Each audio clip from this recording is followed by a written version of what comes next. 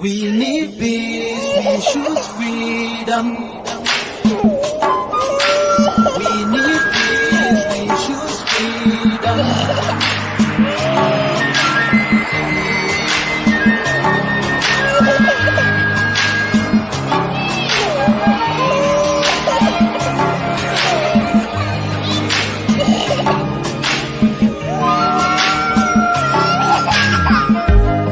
There was a nation living in peace and unity. Yeah. They are people with love and harmony. Oh, yeah. They saw greatness rise up to its purity. With another people of different culture, ideal heritage, bias and oppressive. Oh, I see. A nation from trigger of Africa, rising with strength and might and power. In due time, nobody gonna praise us. Rather, you all gonna embrace her. With your flag, with your flag, with your flag, with your flag. Oh, yeah. Let the tears of our mothers who lost their children be heard. Let the blood of our heroes speak from now till forever. Let the whole wide world know Biafra is our home. Oh yeah, Biafra is our home. Oh, it's my home. Yeah, Biafra is our home. I reminisce way back 1967. Death toll and the blood couldn't count them even. Mama screaming, child squealing, pops on the ground. 2.5 years, over 3 million's gone. Why? Cause we asked for our freedom, and we're going back to our sovereign kingdom. They shut us down when we cried, the world said nothing. Sitting back in the crib, watching our suffering. Should I talk about the planes dropping shells like rain? Suka had the first taste of a hero's blood. Abagana Zobunigwe was stronger than flood, but Ojukwu stood strong and fought them off on the chart. Thought the bloodshed's gone, then it came again. 216 and the massacre, it started again.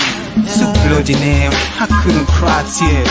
Blood dripping down my eyes, water in my veins. We died trying to fight the cause and we're trying to break him. It's our freedom, but the world was against us. Wave your flag over Africa. Welcome people of Biafra. Wave your flag over all the world. See those people of Zion is here. It is the nation that the Lord has chosen for the people of Zion. It is the nation that the Lord has chosen for the people of Zion. We need peace, we choose freedom. We need peace, we choose freedom. Yeah. Let the tears of our mothers who lost their children be heard. Let the blood of our heroes speak from now till forever. Let the whole wide world know Biafra is our home.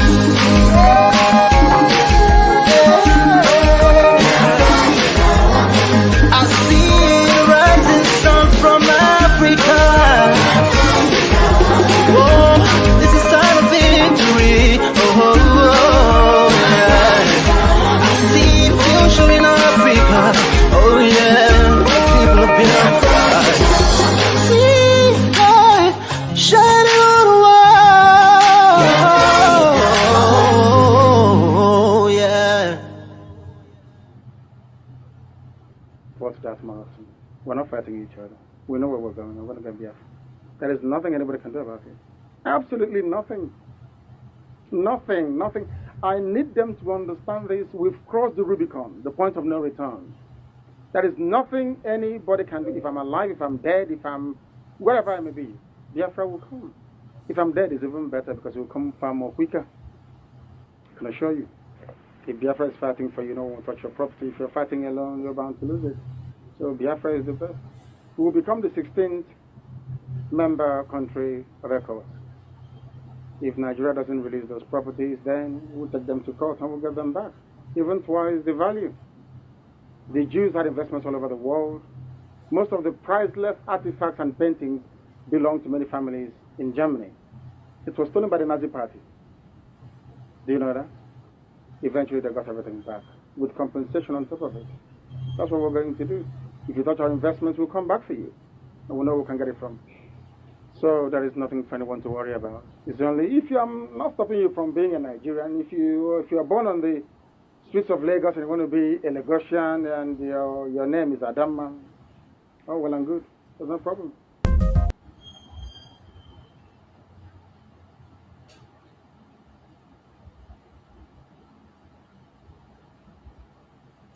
Our Father who art in heaven, hallowed be thy name. Thy kingdom come, thy will be done on earth as it is in heaven. Give us this day our daily bread. Forgive us our sins as we forgive those who sin against us. Lead us not into temptation, but deliver us from evil. For thine is the kingdom, the power, and the glory, forever and ever, we pray. He said, one thing is obvious that I want to remind you this very evening is that we are indestructible. And we are not going to stop until we get what we are looking for. What we're asking for is simply a referendum that was to the democracy, the freedom, the liberation that Biafra portends, not just for the trapped and subdued indigenous populations in the damnable contraption called Nigeria, but the whole of Africa as well. Because right now we are in a state of war. We are in a state of war. It is the express wish of the Fulani Caliphate to kill our people. Their plan during the war was to kill every male, every adult, male and female, up to the age of 10, and then groom them to become Janjaweed slaves. That was what happened. They tried that experiment with a few people. The Medical was one of them. Go and ask them. Some of you do not understand your history. You have no idea where you're coming from. That is why some of you do not know where you're coming to. That is why fools like Omani are confused. That is why they do not understand what we are confronting, what we are facing. I want everyone to understand something very, very, very, very carefully. To pay attention to what I have to say. You were against IPOB, your army, your police. You people are the ones inviting the army to come and kill your own people. Our land is the way it is today because of Hope Uzodinma. Hope Uzodinma thought that we are in the era of 2017, 2018, 2019. Bring the Fulani army to come, kill one or two people, and everything will be quiet. No, not anymore. They are going to die in our land. Some of you idiots, some of the people, some of you, should I say, natural born saboteurs and traitors. Some of you fools that can never see what the enemy is doing to you. It's only when there is a retaliation that you start to react and to complain. I want to remind each and every one of you that Nigeria has been killing us since 1945. Since 1945. And your peaceful agitation never got you anywhere. Begging and pleading never got you anywhere. They killed in 1945, killed in 1953, killed in 1950. In fact, every year since 1945, they've been killing you. They slap you on one side, you don't get that one. That was when they cut off the head of a Kanu. Nobody said anything or did anything about it. That is why none of you is among the Security Council in the zoo. You don't even understand. You don't even reason very well. You think that by saying yes and yes and yes and everything that Fulani says, that they will love you. You are a fool. Therefore, you are an idiot. You are a fool. They complete idiot. You cost on your 419 should have used your contact to be scamming white people. That is your job. Or that was your job, and maybe it still is. Before the flag, because what they did was to go and pick up vagabonds in our land to make them governors. Those are some corrupt Jews or Kanu, Hope, and yourself. When you people come out in public to speak, when our land was our land, can you people come outside to speak?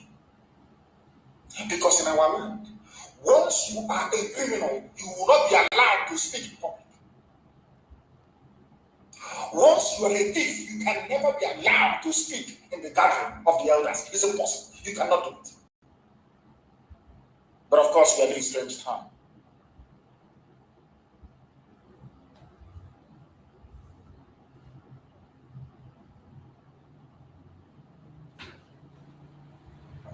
We are living in the time of the Fulani Janjaweed.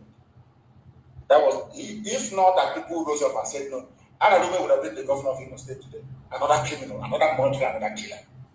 These are the type of vengeance that the Fulanis are bringing to come and lead us. You're telling me you don't understand what happened to your people.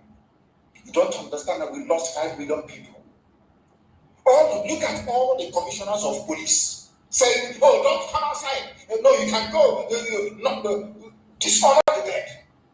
Don't remember your heroes. Let me remind you what they did to you, because some of you do not know. As they were running from the aircraft, as the massacre was going on, there were Igbo people amongst the custom officers, and they dropped their chalk and they fled, only to be shot in the main terminal by other soldiers. I hope, Dave, you're listening to me very carefully.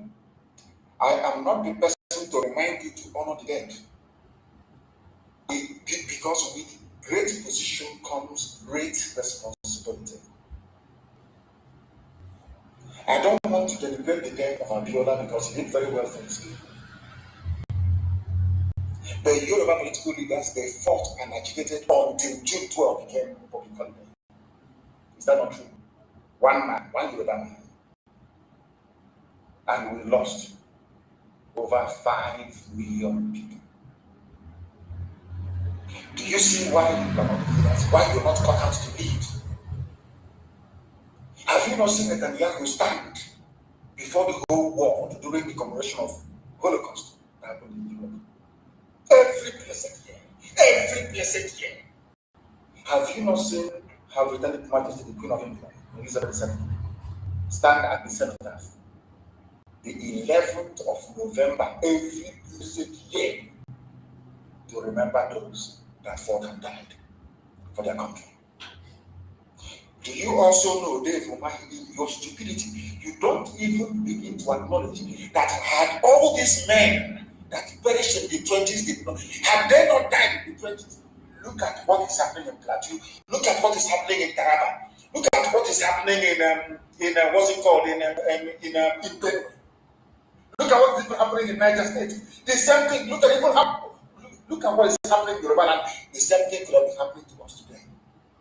Let me tell you something that you don't know. Because these men fought and died for us. They gave us hope. That was the job of Ojukwu. Ojukwu was the Moses of our time. Our time is like, God used Ojukwu to say to us, there is a promised land somewhere called Biafra. Only when the people are worthy will I lead you to that land. Israelites were wandering all over the wilderness for 40 years. We have been wandering now for over 50 years because of our sinful nature, because of our wickedness against our own people. This same army that killed our people and slaughtered us is the same army that you criminals are inviting into our land to kill some people that their fathers were killed by the same vagabonds that they're going to kill. Do you see why we despise why you people are lower than vermin? One, you don't even know your responsibilities. You have no idea what it means to be a leader. You don't have a clue what it means to be a leader of a people. You people should have been the ones directing us and saying, these are the days we honor. These are the things we are going to do. Did you take the lead answer until IPOB came? Or until Chukwuemeka and determined that we should come? Instead of you to say, this is a very laudable initiative. How do we get the government of Nigeria to acknowledge that 8th of May as the day that a grave injustice was done to a particular race? You idiots, due to what I will call political expediency, you are more or less interested in safeguarding your own private political position. Shame on all of you. Some of you say, oh, the Yoruba agitators, they're not insult their leaders. Their leaders fought for the death of one man, one single man, Abiola. to be recognized and immortalized in the calendar of should I say Nigerian politics. You lost over 5 million people out of cowardice and fear. You can't even rise up to defend or argue for the right of these people to be remembered. Do you see why you're not leaders and can never lead? All of you are rent boys. What people are doing, you're just in office selling for an interest, and you claim no governance. No matter if I were to be a governor, or had I been a governor in our land, there is no amount of provocation that would make me to go to Abuja to beg for Fulani soldiers to come into our land to kill our people. I will never do it. Never. Welcome. Thank you for joining us on this very Sunday evening program. I welcome everyone that has connected to this platform wherever you are connecting from. Either you are joining us on YouTube, or you're joining us on TikTok, or you're joining on Facebook. Wherever you are joining this program, I welcome you and I appreciate you. Thank you so much for joining. I wish you a very happy Sunday. Please kindly like and share the program on your platform. Share to family and friends. Share to everyone that is close to you. This is our evening section on Sunday. Sunday, we don't have morning program. We have our evening program. So we are going to do it as we always do. Not going to take much of your time. And we are going to touch some critical issues on this very evening program. Remember, in this very platform, we don't come here to instigate violence. We do not come to this program to preach hate. We don't come here to attack people or to attack individuals. Our purpose of not being here is not to attack any race or religion. What we do in this platform is to present Biafra to the world as the only remedy to the failed state Nigeria. That is our responsibility, presenting Biafra to the world, and we will continue to do that for as long as we have the opportunity to do so. So this evening we were going to do the same. Being Sunday, many of us have gone to our various churches to pray. And I ask you again, did you pray for your nation, Biafra, if you are a Biafran? If you are a Biafran and you went to church today, what was your prayer point? Did you remember to pray for Biafra? Did you remember to pray for our supreme leader, Nnamdi Kanu? Did you remember to pray for our Prime Minister, Ekpa? If you did not, you are not doing yourself any good. Some of us have gone and come back. Some of us are still in the church. Some of us are preparing to go. So wherever you are, whichever area you fall, don't forget to pray for our nation, Biafra. Pray for our leader, Nnamdi Kanu, and pray for our Prime Minister, Ekpa. Don't forget that it is our responsibility to keep them in the limelight and give them a voice each time we come online. That is why I always play the voice of our Supreme Leader, Nnamdi Kanu, the prayers and some powerful instruction that he left for us. Just like the one I played now, he was talking about this month that we're in is a very critical month, May. 30th May. Remembrance of 30th May was instituted by our Supreme Leader, Nnamdi Kanu. He was the one that put it in place.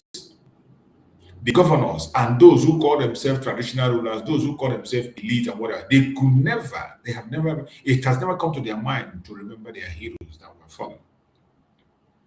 Even when the British denied the genocide, the world denied the organized genocide. What about you? What about you? Who the genocide was committed against? Why are you not doing anything about it? Our Supreme Leader Nnamdi Kanu was able to put 30th May for remembrance. As 30th May is approaching, we are going to prepare. Wherever you are, prepare. Remember, it is a lockdown. It is a lockdown in Biafra land. 30th May is a lockdown. We are going to observe it. There is no family in the old southeastern region that did not lose a person. There is no family in the old southeastern region that did not lose a soul. So this is an opportunity for us to remember them.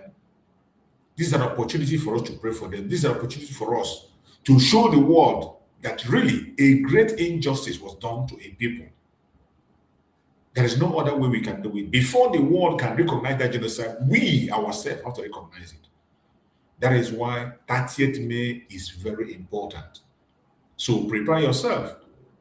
A lot of preparation is going on. It is a total lockdown.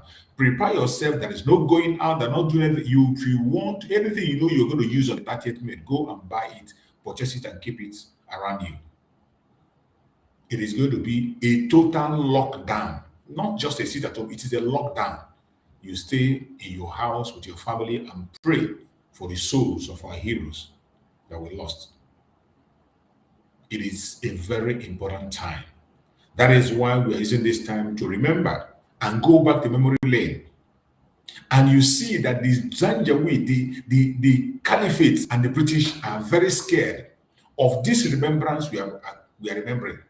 They are very scared of this 30th May. That is where, when any time the 30th May is come, they are going to fix a program to counter that event, to change people's mind and to change the narrative. Just like you saw, Gowon did not see any time, only another time to launch his book. He decided to launch his lie.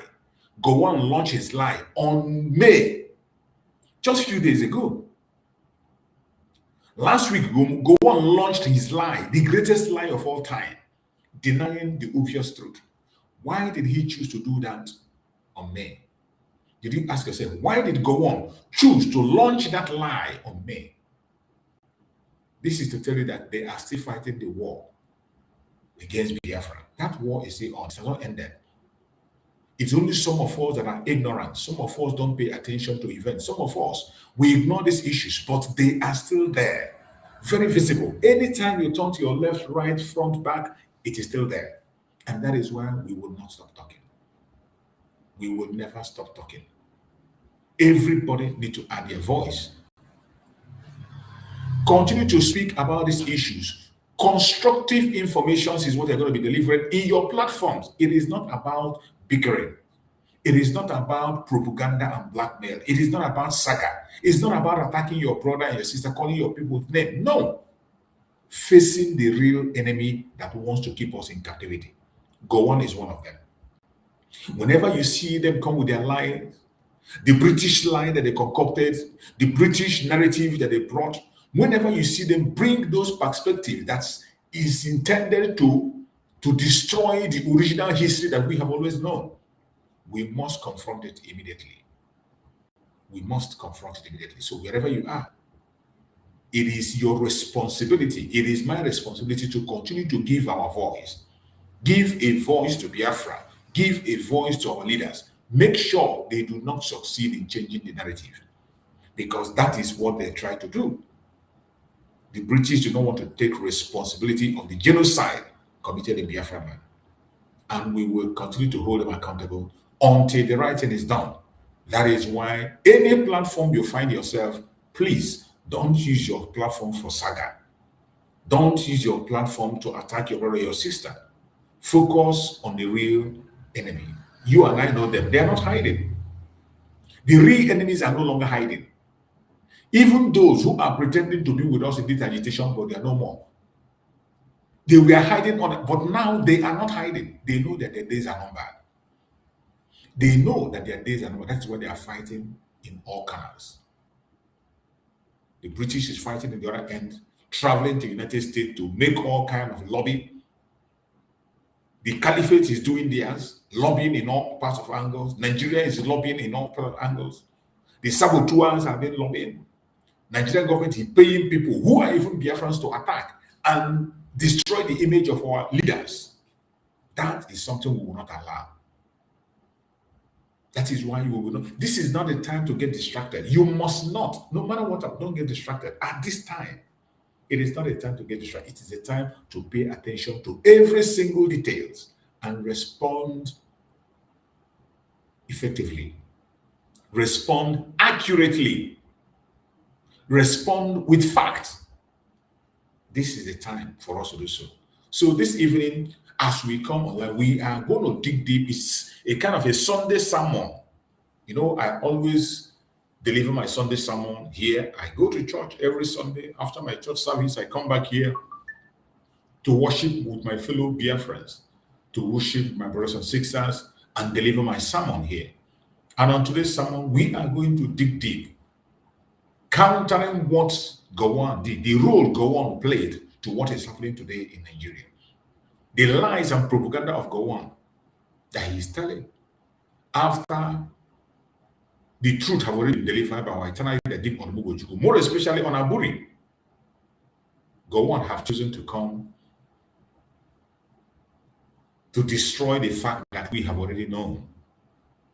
And of course, those who are going to buy into his nonsense are those who are not paying attention to events. For those of us who are paying attention to events, who have been following, the informations are all there. Our eternal leader did a great job living for. He left for us transcript, original transcript, and videos of what transpired in Aburi. But today, Gowon shamelessly comes out to try to change narrative, and he's going to end in shame.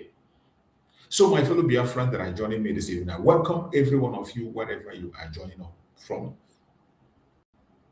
People of Biafra, lovers of truth, defenders of justice, and all those joining us from around the world on this program, I welcome every one of you. Tonight, on our Sunday sermon, is going to be a very important and emotional discussion because we are talking about history, betrayal, misinformation, and the consequence of political decisions that continue to affect millions of people even today.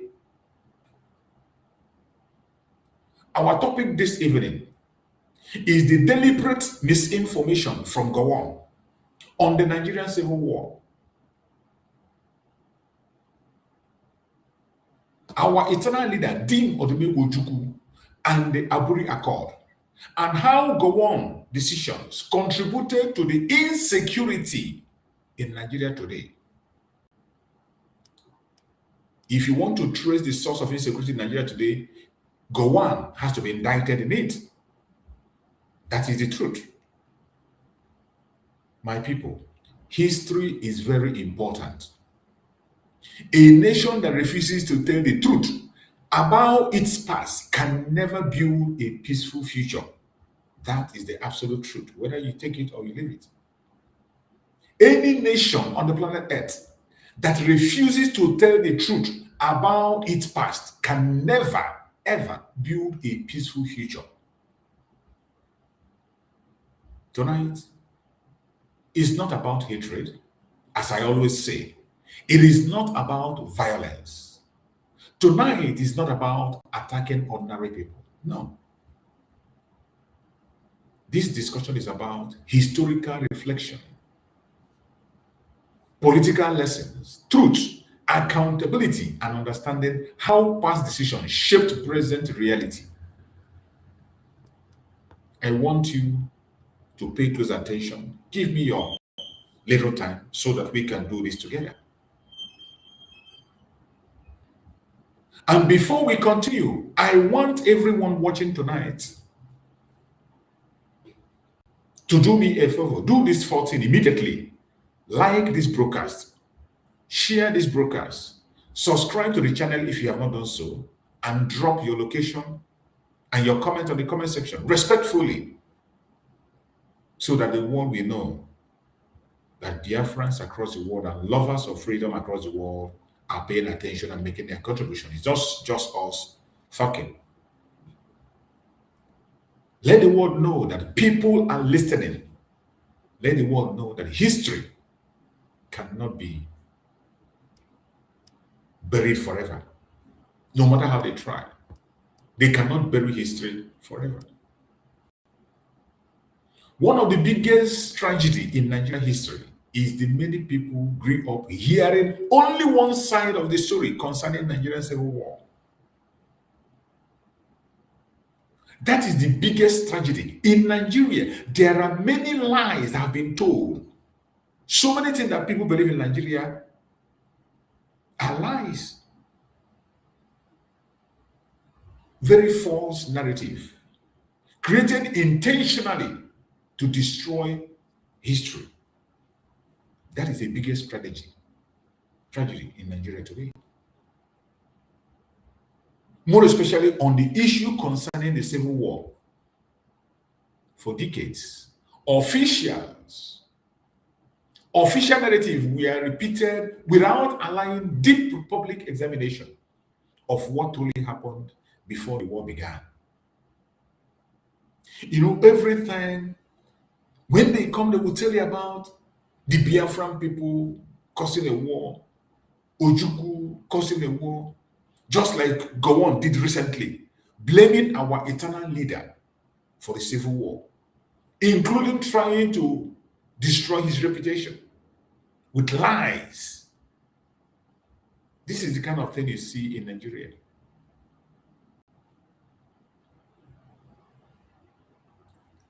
Official narratives were repeated without allowing deep public examination of what truly happened before the war began. Many people were told the war was caused by rebellion. The war was caused by ambition, just like Gowon always portrayed every time he comes online.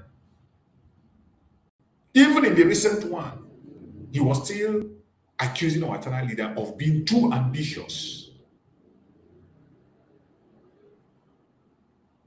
And it was caused by rebellion. The war was caused by disunity. But very few people were encouraged to ask deeper questions. Most times, just like you saw Gowon a few days when he launched his book, there was no critical question that was asked him. In a civilized world, journalists will be there to ask him critical questions, more especially on some issues that he mentioned, which our eternal leader, Nnamdi Ojukwu, have addressed in person while he was alive. And Gowon never responded until now. Very few people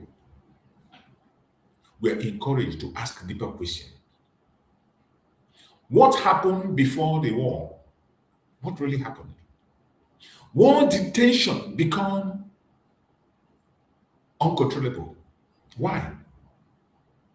Why did detention become uncontrollable at that time? That they could not be able to handle it until it became a full-blown war. What agreements were made? What promises were broken? Could the war have been avoided? These are critical questions that any sensible person should be asking each time you hear anybody talk about the civil war. And most importantly, the people who are non-Biafrans, and people across the world, and some of us Biafrans who are not paying attention, these are critical questions that you must ask. With these questions, you can be able to ascertain what to believe and what the fact is. What happened before the war? Why did tension become uncontrollable? What agreements were made? What promises were broken? Could the war have been avoided? These are difficult questions calling for answers. And when difficult questions are ignored, future generations inherit confusion. Wonderful people that are watching, wherever you're watching from. To understand the Nigerian civil war properly, we must first understand the political atmosphere after independence. For you to understand the Nigerian civil war, what prompted the civil war, what brought about the civil war, you must first of all understand the political atmosphere after the independence. The political atmosphere created by the British. You must understand it. Nigeria was created by British colonial authorities through the forced amalgamation of many different ethnic nationalities with different culture, religion, politics structure, and vision of governance. After independence, regional rivalry intensified. Immediately after independence, regional rivalry intensified. Starting from the northern part of Nigeria, immediately after that was when What do they call him? Ahmadu Bello made a broadcast, made an announcement that the northern region must protect Nigeria as an estate of their father, Othman Danfodio. That Nigeria must be protected as an estate of Othman Danfodio. Just few weeks after the independence, Ahmadu Bello made this declaration and he sank into the mud.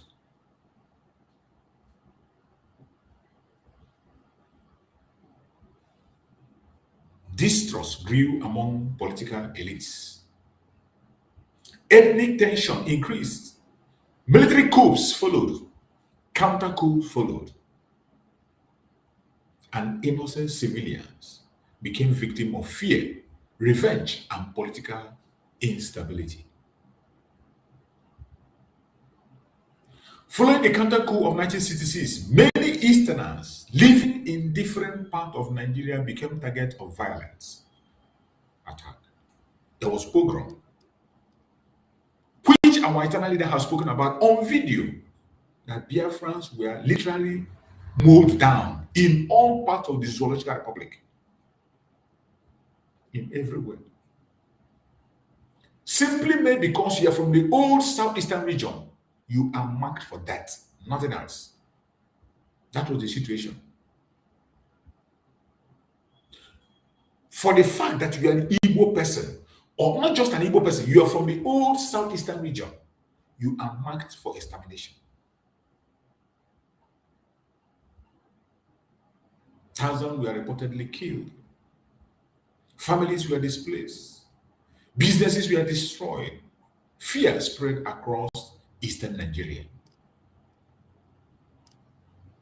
And many people in the east began to be confident in the safety of remaining within the Nigerian Union as it was then structured. When the deaths begin to happen, the attack continued on different angles. Many people in the eastern began to lose confidence in the safety of remaining within the Nigerian Union as it was then.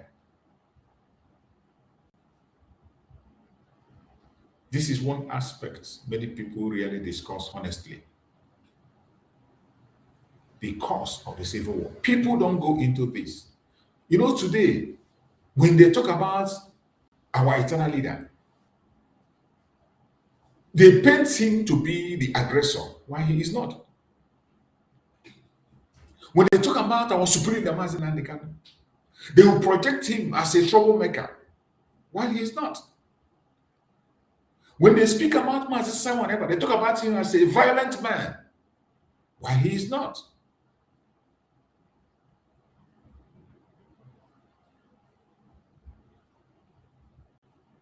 This critical question is the question that people are not asking. Why? How did we get to where we are?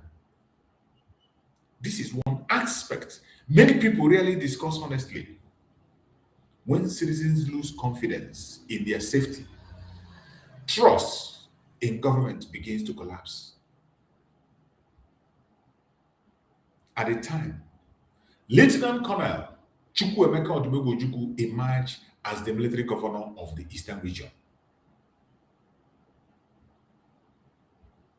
Ojukwu insists that the safety and dignity of Easterners must be protected.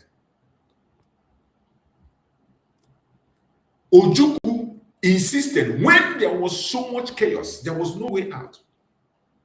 Ojukwu had no other option. There was no other option left. Ojukwu insisted that the safety and dignity of Easterners must be protected.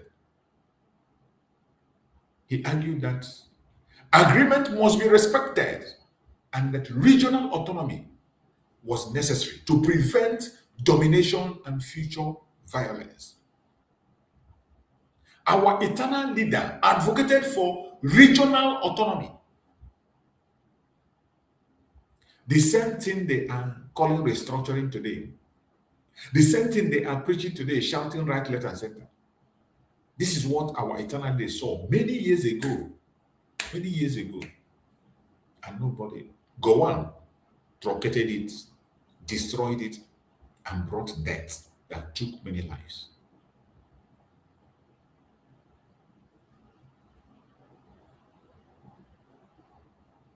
The only thing our eternal wanted, that agreements must be respected, and that regional autonomy was necessary to prevent domination and future violence. Then came one of the most important political meetings in African history. One of the most important political meetings in Africa ever held, the Aburi meeting, called Aburi Accord. The reason for the Aburi Accord was to make sure that there is regional autonomy and that every region is equally respected and protected. That was the reason for going to Aburi. Going to Aburi was not to go and divide Nigeria. It was not even going to Nigeria to go and create Biafra. No. The purpose of going to Aburi was to establish a situation where there will be a regional autonomy to prevent this idea of domination, and to avoid future violence, the violence you are seeing today. This violence you see that the Fulanis are bringing today, that was why our eternal leader took Gowon to Aburi to go and discuss peace. And Gowon destroyed the agreement after reaching agreement. Today, his own people are suffering the highest. It is even shameful that even at the point when his people are dying every day, that is the time he remembers to write a lie, to push a lie in support of the continuous atrocity in Nigeria. God will not forgive him. God will not forgive Gowon. He will have a special place in hell. And just like our eternal leader told him, and our prime minister also said, we should pray he will be alive to see Biafra come before his own very eye, before he dies. The shock of the coming of Biafra is what is going to kill him. The shock of the announcement of the recognition of Biafra will kill Gowon. Watch out and see. Because it will surely come. Aburi Accord. The meeting took place in Aburi, Ghana, in January 1967. Military leaders from different regions gathered to discuss the crisis threatening Nigeria's existence. At Aburi discussion, centered on decentralization, regional control, military structure, and coexistence. There was never a time division was mentioned. But today, in the lie that Gowon is painting a picture that Ojukwu went and changed something and talked about division. The Ojukwu talked about division. When Ojukwu never mentioned anything about it, even our eternal leader spoke on video record that he never mentioned anything that had to do with division. The sole aim of that Aburi discussion was centered on decentralization, the same topic they are holding today. Regional control, the same topic that they are holding today. Military structure and coexistence, the same topic. Today they are talking about state police. They are talking about state police and talking about the same thing.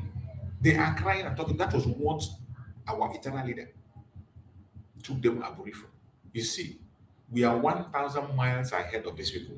What we see lying down, if Nigerians climb on top of a mountain, they will never see it. Just as we are telling them now that this is not the time for restructuring anymore. We are now in self-determination. And they don't want to listen. They are waiting until it becomes too late, until it becomes too bloody. They are waiting for more genocide to be committed before they now understand. Now is the time to have a peaceful separation and everybody go their separate way through a referendum. They wouldn't hear, they wouldn't listen. The same way they didn't listen to our leader when he was telling them about restructuring. Many historians and political analysts believe the meeting offered a possible peaceful solution to prevent war. That was why Aburi was held. Even historians confirm it. Political analysts confirm it. That meeting offered a possible peaceful solution to prevent war. But what did Gowon do? Gowon walked away with every single agreement that he penned his signature into. Every single thing Gowon agreed and penned his signature, he walked away from it.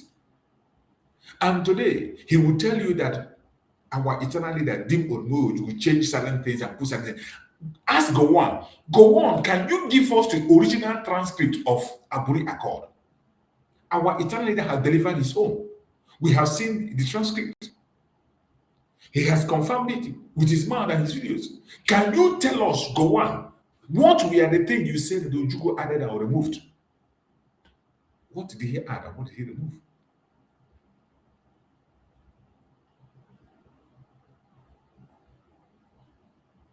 The atmosphere at Aburi repeatedly showed sign of compromise. Leaders discussed confederation, like arrangement where region would have greater autonomy. Even in that discussion of confederation, our eternal leader never mentioned the confederation. It was always coming from their mouth. It was always a suggestion coming from Gowon and his team.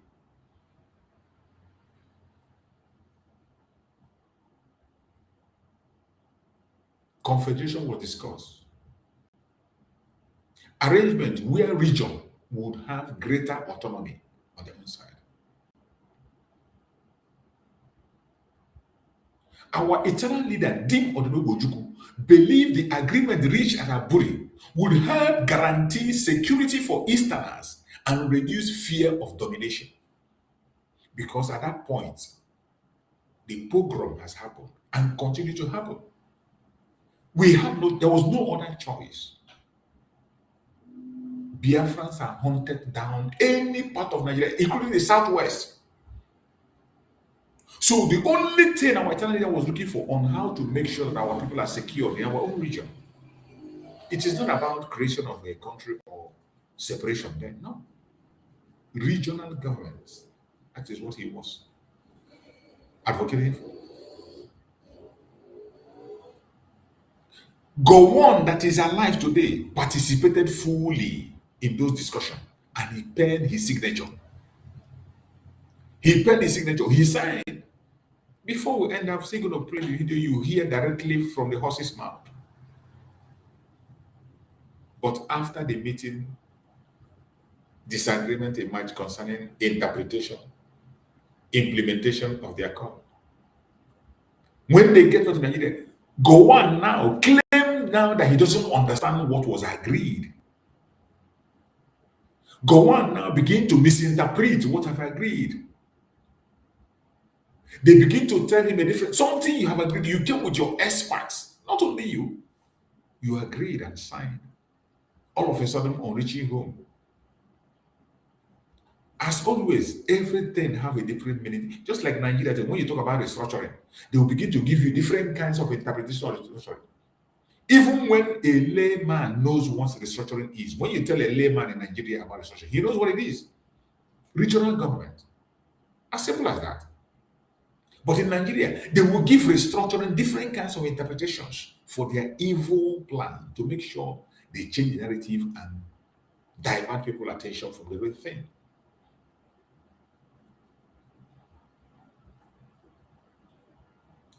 After the meeting in Aburi, disagreement emerged concerning interpretation, implementation of the accord. By Gowon, it was only Gowon that was disagreeing and misinterpreting by himself.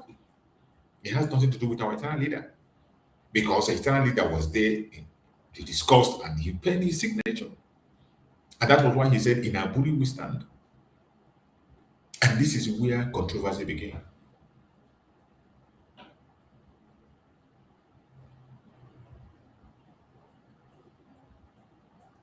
Gowon never even mentioned Aburi. Gowon refused to implement what was agreed in Aburi. He refused to implement Aburi. Gowon refused to implement what was agreed. Something he went and signed, which was agreed in Ghana. Political authorities later changed position, introduced new interpretation. They changed position and introduced new interpretation to the Aburi Accord and weakened the understanding reached during the meeting. That was how they manipulated the Aburi Accord. Nigeria, with their British counterparts, they went and began to misinterpret. They watered it down. They introduced new interpretation, different from what was agreed in Aburi. The same thing they are still doing today. When you talk about restructuring, they will give you different kinds of meaning. Some will tell you go back to your village, go back to your city and restructure. Some will say it's just policing. So even when they know truly what it means, they introduce new interpretation to Aburi Accord, and thereby weakening the understanding reached during the meeting.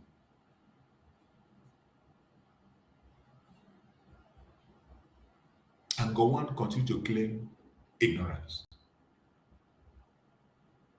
Up to today, Gowon is still denying, saying that certain aspects of the agreement were difficult to implement. You can imagine something you agreed. Gowon argued that certain aspects of agreement were difficult to implement within the reality of governing Nigeria at that time. You can imagine. This was the excuse Gowon was given.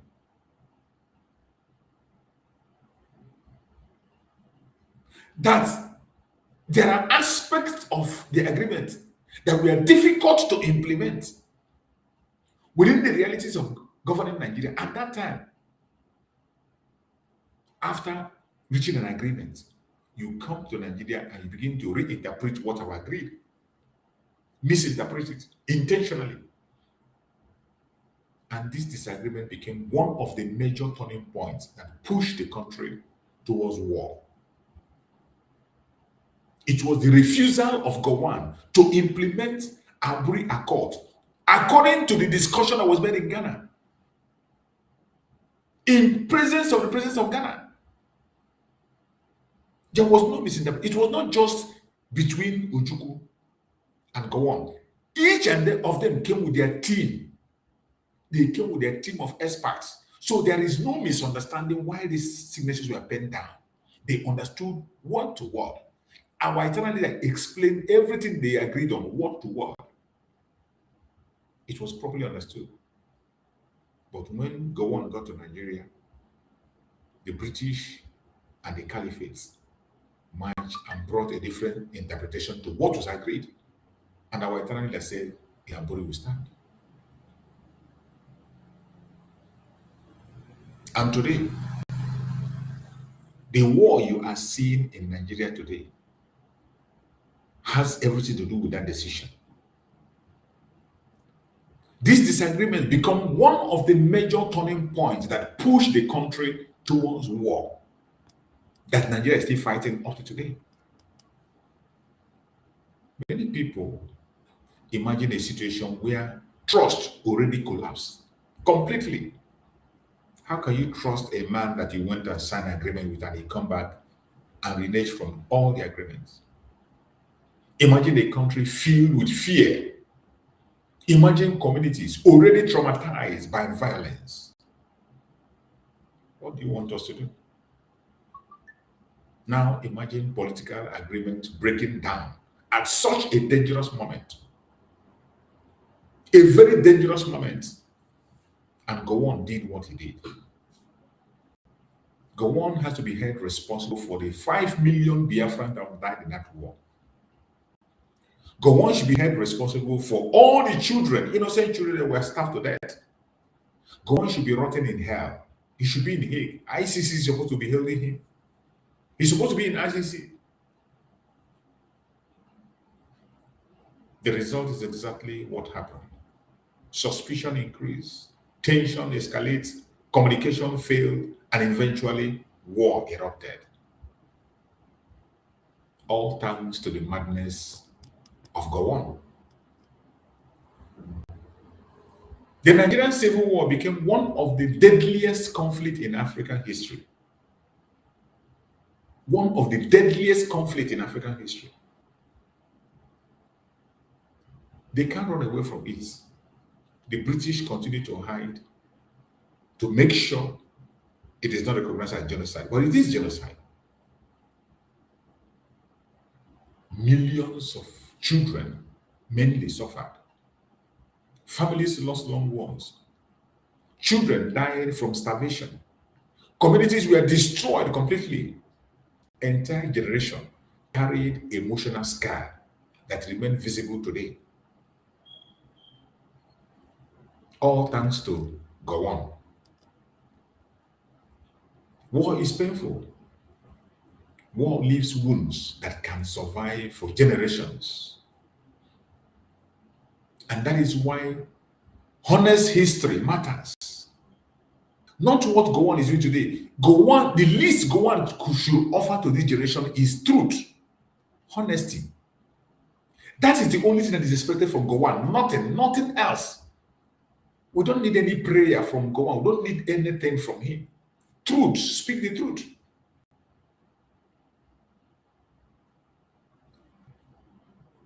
Honest history matters.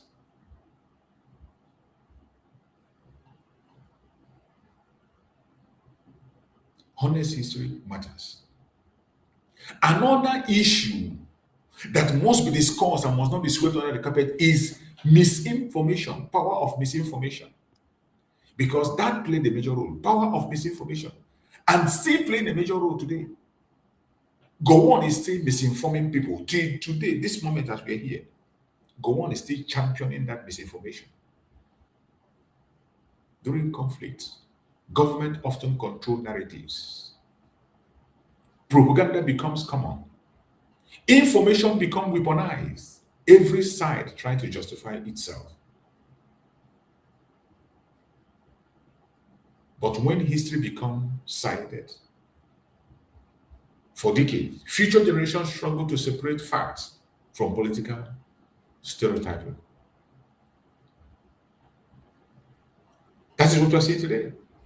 The story of the Biafran War and the problem between the Biafrans and Nigeria have been so politicized that people, the youths today, find it difficult to get the facts.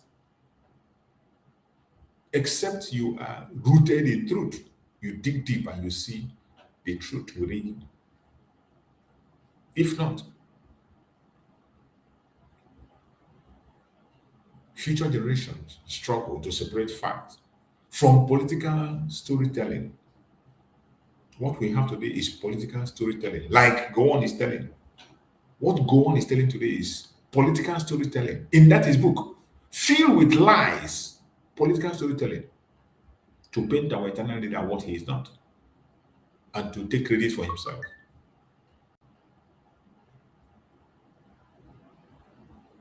Today, as we speak,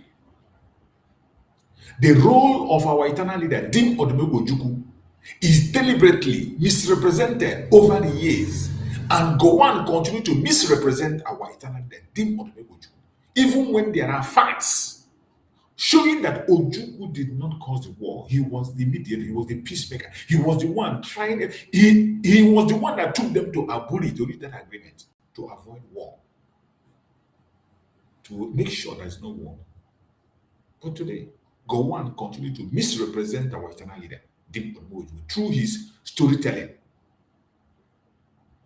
Misinformation.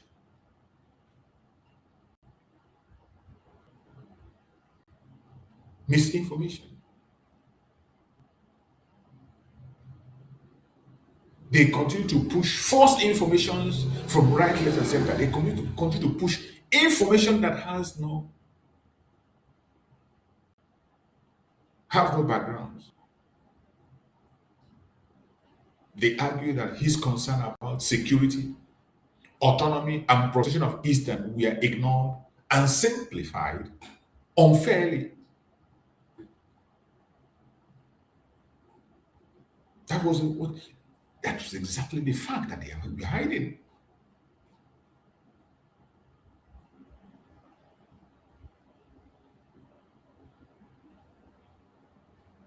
There were several concerns about security, autonomy, protection of Easterners. These were genuine concerns that our eternal leader, Dim Odimegwu Ojukwu, was presenting. But they were ignored. They were ignored. In most cases, simplified and unfairly. Nobody listened. They didn't pay attention to him. He went extra mile to take them to Aburi. Yet, they didn't pay attention.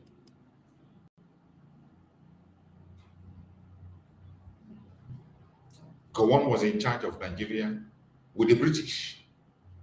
Gowon government controlled the dominant national narrative after the war and influenced how history was taught and remembered. The removal of history from Nigeria is the handwork of Gowon and the British. They controlled how things were done. They control the dominant narrative. Most of these fake stories you are hearing today that spoke about the Igbo coup, painting Igbos as the aggressor, making other regions see Igbos as troublemakers. We are pushed. It's a narrative that was pushed by the government of Gowon with the help of the British. These are serious things that happen. Serious claims that continue to generate debate among historians and political observers today. Whether one agrees or disagrees, one fact remains undeniable. Nigeria has never fully healed from the division exposed during the Civil War and will never heal because nobody is able to tell the truth. Whether you agree or not, Nigeria has never fully healed and will never heal from the division exposed to during the Civil War.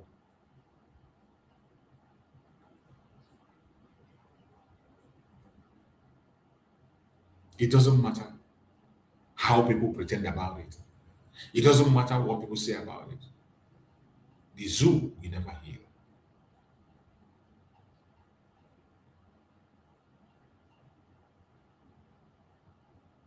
Even today, ethnic distrust still exists. Regional suspicion still exists. Political imbalance, debate still exists. Question of fairness still exists hugely today. Even as we speak, it's still there. It's still there. And insecurity continues to challenge the country. It has even gotten worse. The insecurity I seen today has even gotten worse than it was. And this was what the Biafrans saw early.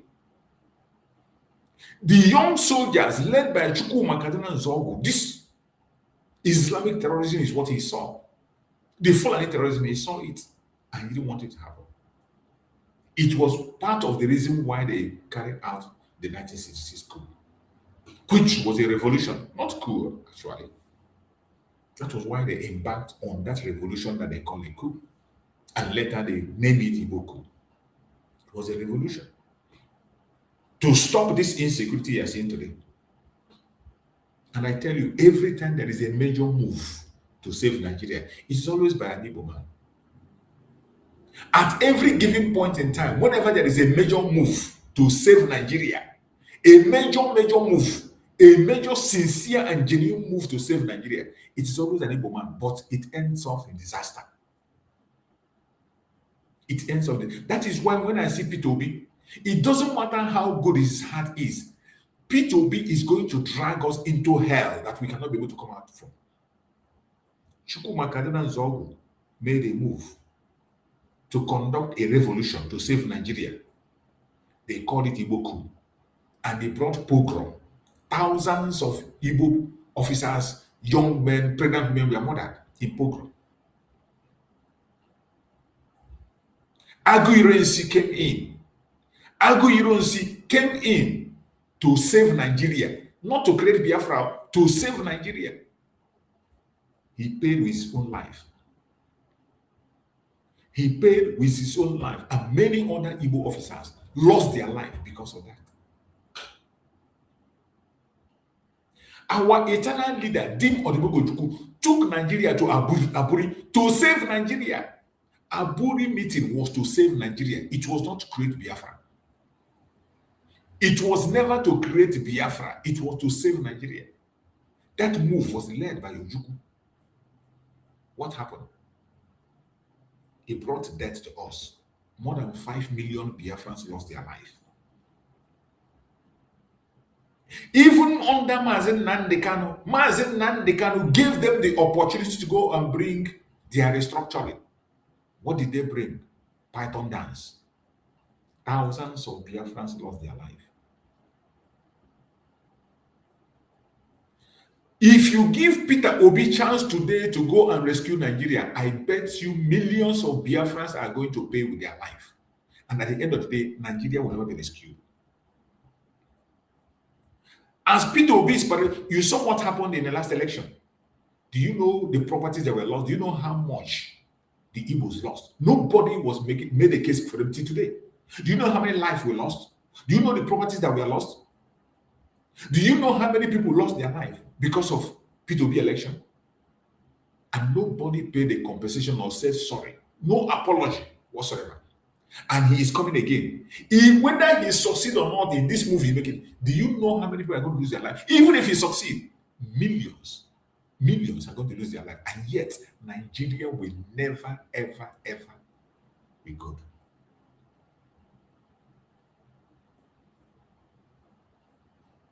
This is a simple thing. We don't have anything in common. Countries are created along value system. Let people that have the same value system be in their country. We don't have any problem with a caliphate. You want to have a caliphate, have it with those who have that value system. You want to have your monarchical system, have it in your own section. You want to have a republican system, have it in your own section. That is all we are asking for. And that is the ultimate solution to the situation of Nigeria. Anything short of that, you are just putting a deodorant in the problem. And that time bomb will definitely explode. Anything short of peaceful disintegration of Nigeria, you're only postponing the doomsday, which will definitely come, whether you like it or not. The doomsday will certainly come.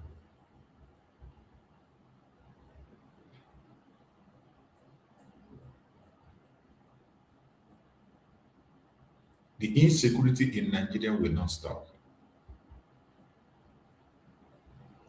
Now, the important question becomes, how do decisions made during the era connect to the insecurity in Nigeria today?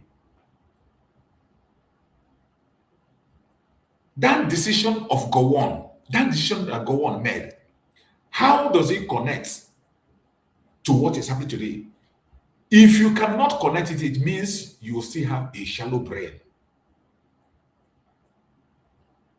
When political agreement collapses, trust weakens. When communities feel marginalized for generations, resentment grows. When history is suppressed instead of openly discussed, frustration increased. When analysts believe that unresolved historical grievances contribute to modern instability in Nigeria. What you are seeing today in the zoological republic of Nigeria is unresolved historical grievance. Unresolved historical grievance. And this grievance were put in place, created by the British. That is why you are seeing the move of the Fulani to take over Nigeria by fire, by force.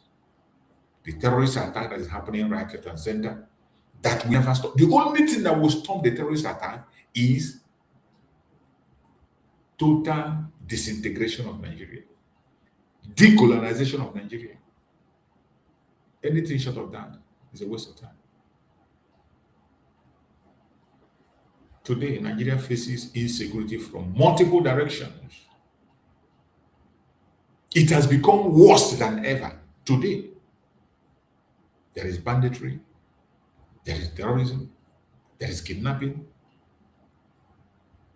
there are different kinds of separatist agitations, there are communal conflicts, there are religious extremists, there are political distrust. Nigeria is a failed state. Which one are you going to count and leave one? Every indices that makes up a failed state is present in Nigeria. The only thing you need to do is to pay attention. Go and check the indices that makes up a failed state.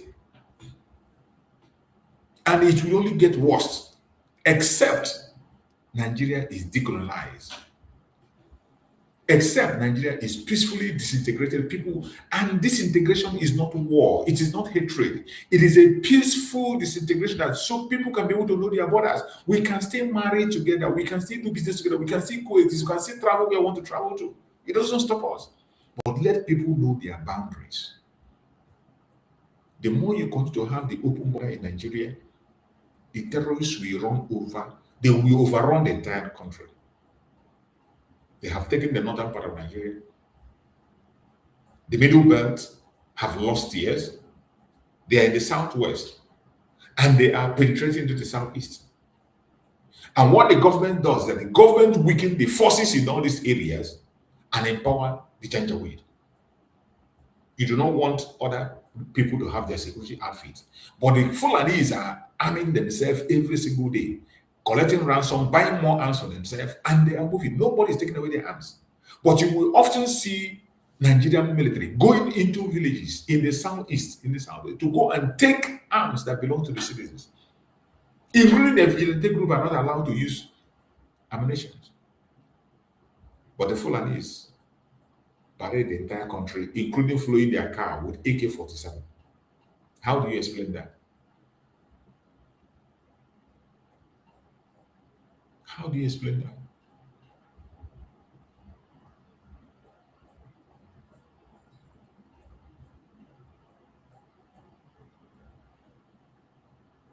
Problems are partly rooted in failure in building genuine national unity after the Civil War. There has never been any genuine national unity. I played a script that I got from, what do they call it? The Okuta panel. I played the Okuta panel yesterday. With all the discussion, even when you listen the kind of question that was asked in the Okuta panel and the way the question is being asked, and the sentiment that's already question, you know that Nigeria will never heal. Nigeria will never ever heal. The only thing you can do is to allow people to go their separate ways. The suspicion will always be there. The hatred will always be there. The bickering will always be there. There's no, it can never be healed. Never. Not in this life. Instead of deep reconciliation, many believe silence becomes the policy today. Instead of reconciliation, silence is the policy. They don't want you to speak about what transpired. They don't want us to remember our heroes. When we talk about heroes, remember 30th May, they don't want us to remember our heroes. They don't even want us to talk about our heroes. When you speak about your hero, they become angry.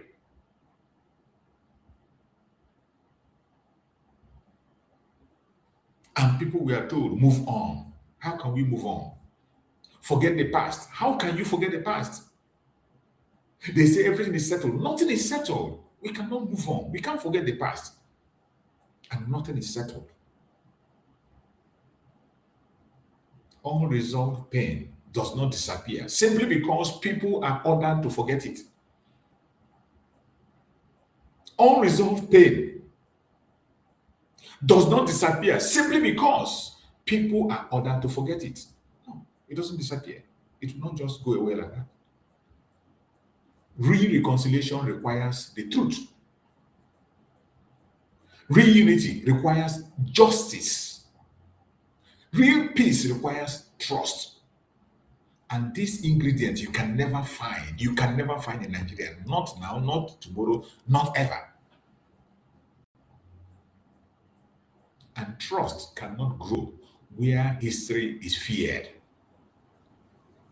There's no way you can build trust in a place where they discuss history. They don't want you to even know history at all. They don't want to. They are writing history every day. How can you have a trust? How can you build trust in such a society? My people, one major lesson from Aburi is this: political dialogue is always better than violence. Gowon had a choice not to allow the war to happen, but he chose war. Gowon had a choice to stop the civil war from happening, but he chose war. And today he's still shamelessly parading himself, calling himself names, seeing himself as a hero. Even when his own people today are dying, the same thing we are trying to stop. His own people today are the most. Look at Plateau State. Plateau State is gone. Some villages are wiped out completely in Plateau State. And have you seen Gowon come out to speak? Of course, he will not speak. Because the evil he committed. He won't speak. He will not speak. When leaders fail to honor dialogue sincerely, future instability becomes more likely. Another lesson is this: no nation can survive permanently through fear and suppression alone. Never. There is no nation on the planet that you just create fear, you suppress people, create fear, and you think with that you can survive. It doesn't happen. It's not possible.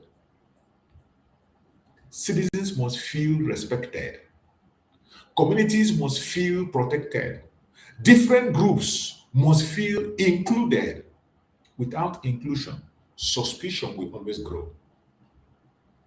Without fairness, agitation will continue. Without justice, instability will grow. Tonight, we are not here to promote hatred against any tribe or religion. No. We are saying the simple truth. That truth they don't want to speak. That's language they are hiding. We are simply bringing the truth out. Ordinary Nigerians from every ethnic group have suffered from bad leadership, insecurity, corruption, and political failures. It's not only Biafra, just that we are the one that are spoken, who say, speak. We can't keep silent. Hausa people suffer. Igbo people suffer. Yoruba people suffer. Minority groups suffer. The masses are usually the biggest victim of elite political failures. Just like the evil that Gowon has done and continue to do. It is the poor masses that are suffering. You see in the launching of his lie, the day he was launching his lie, one of his co-liars gave him 3 billion. You can imagine what 3 billion can do to the life of a man. A single man who they rewarded for killing the first general in Africa, Aguironsi, the man that murdered Aguironsi, gave Gowon 3 billion for launching a lie. T.Y. Danjuma gave Gowon 3 billion for launching a lie. Book that was filled with lies. It is the poor masses that are suffering. That is why history should teach wisdom and not hatred.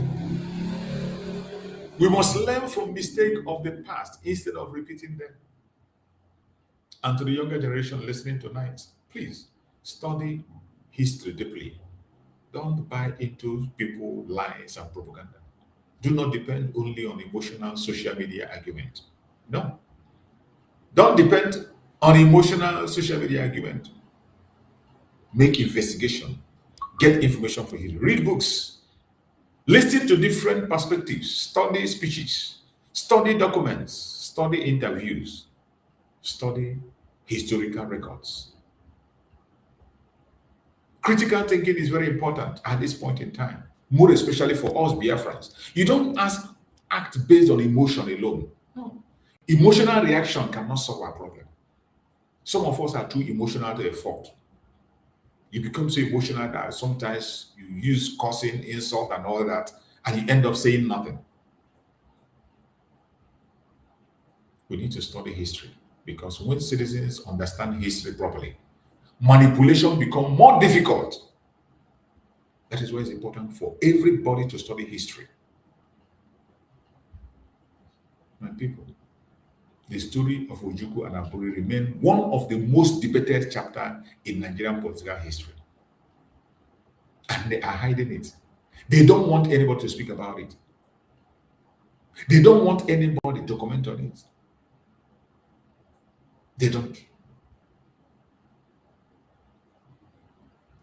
The story of Ojukwu and Aburi remain one of the most debated chapters in Nigerian political history. Chukwuemeka Odimegwu Ojukwu, the Aburi Accord. To some people, Ojukwu was defending his people from insecurity and betrayal. And that was what Ojukwu was defending his people from insecurity and betrayal. As to our haters and some others, they say his political reality made compromise difficult. But regardless of opinion, the collapse of trust before the war remained one of the greatest tragedy of that era. And our eternal leader spoke about it. Because after the Aburi Accord, our eternal leader believed, he said he believed that they have agreed on everything. He strongly believed that they have reached a conclusive end. Let me play that video. That what our eternal leader said. Let's hear from our eternal leader what he said in his own word. In his own word. Let's hear what our eternal leader said in his own word. It is very important so that you hear it. Hear in his own word. Because the more they try to change history, they make us look idiotic and stupid as if we don't know what we are doing. But there are facts and evidence on every single thing we are saying. I want us to listen to our eternal leader speak by himself what he had to say about the agreement in Aburi. Just pay attention, listen carefully so that you hear from the horse's mouth. And that was the wonderful job he did, left us with enough information before Chukwuemeka Odimegwu came. So all this nonsense that Gowon is saying today, it doesn't hold water. Let us listen to our eternal leader again, Dim Odimegwu Ojukwu. But at the end of it, I don't want to go because these things are all, the tapes are available,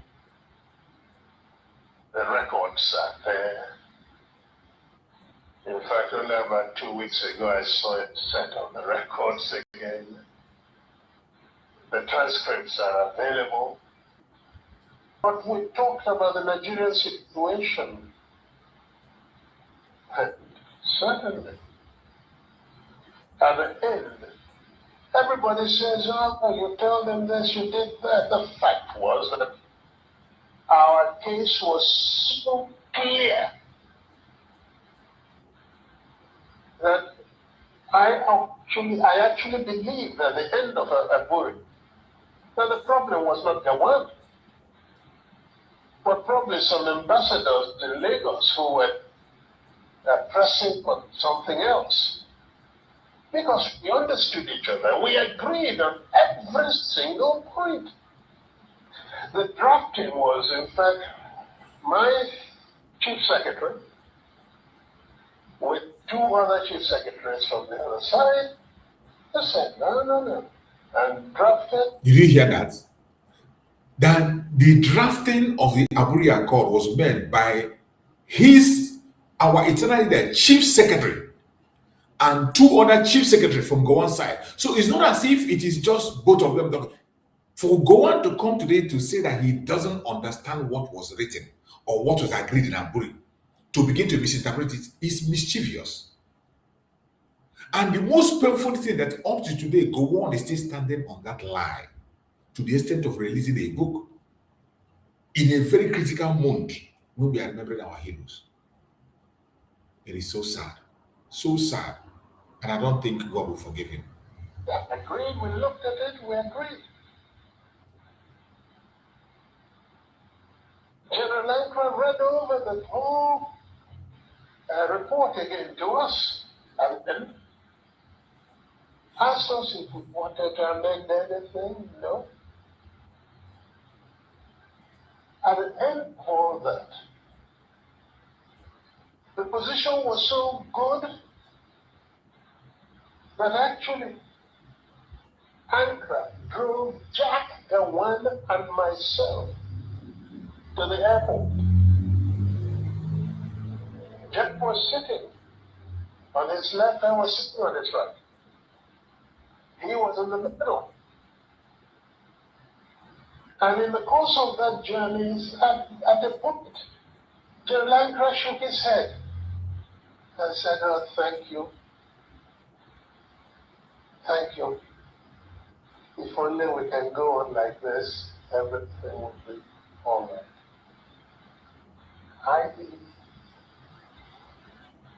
I was the one, as I do now from time to time, I go for the dramatic.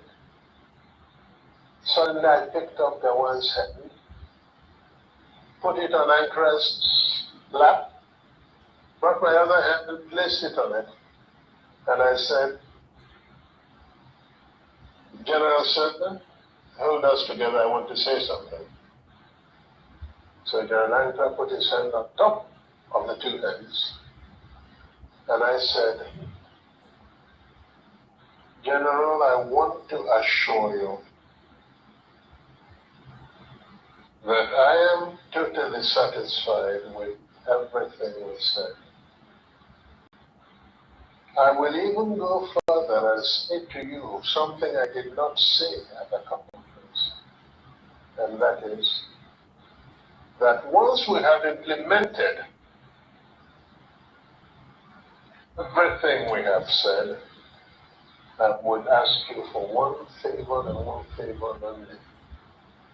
And that would be to be the one to propose Jack Gowon as a head of state of Nigeria." It was a 2-day conference of peers and old mates, but its aftermath produced even further controversy. When we came back, Ojukwu did not go to make the statement he made first, virtually giving the impression that we've agreed for confederation to move apart, etc., which was really not exactly that. If I had had the opportunity to make my broadcast in the first, because that was the agreement, not for him to make the broadcast first, then if I had committed myself to what he said, then there would have been any problem. But he went and said certain things that certainly... What are the things he changed? So you see? Practically everything he did. He accused our eternal leader of changes or something. What were those things he changed? He cannot measure. Even in one of the interviews, he was asked, what were those items? Can you bring the transcript? Our eternal leader showed the transcript. Can you show us the transcript? What were those? What were those things he changed? He cannot mention.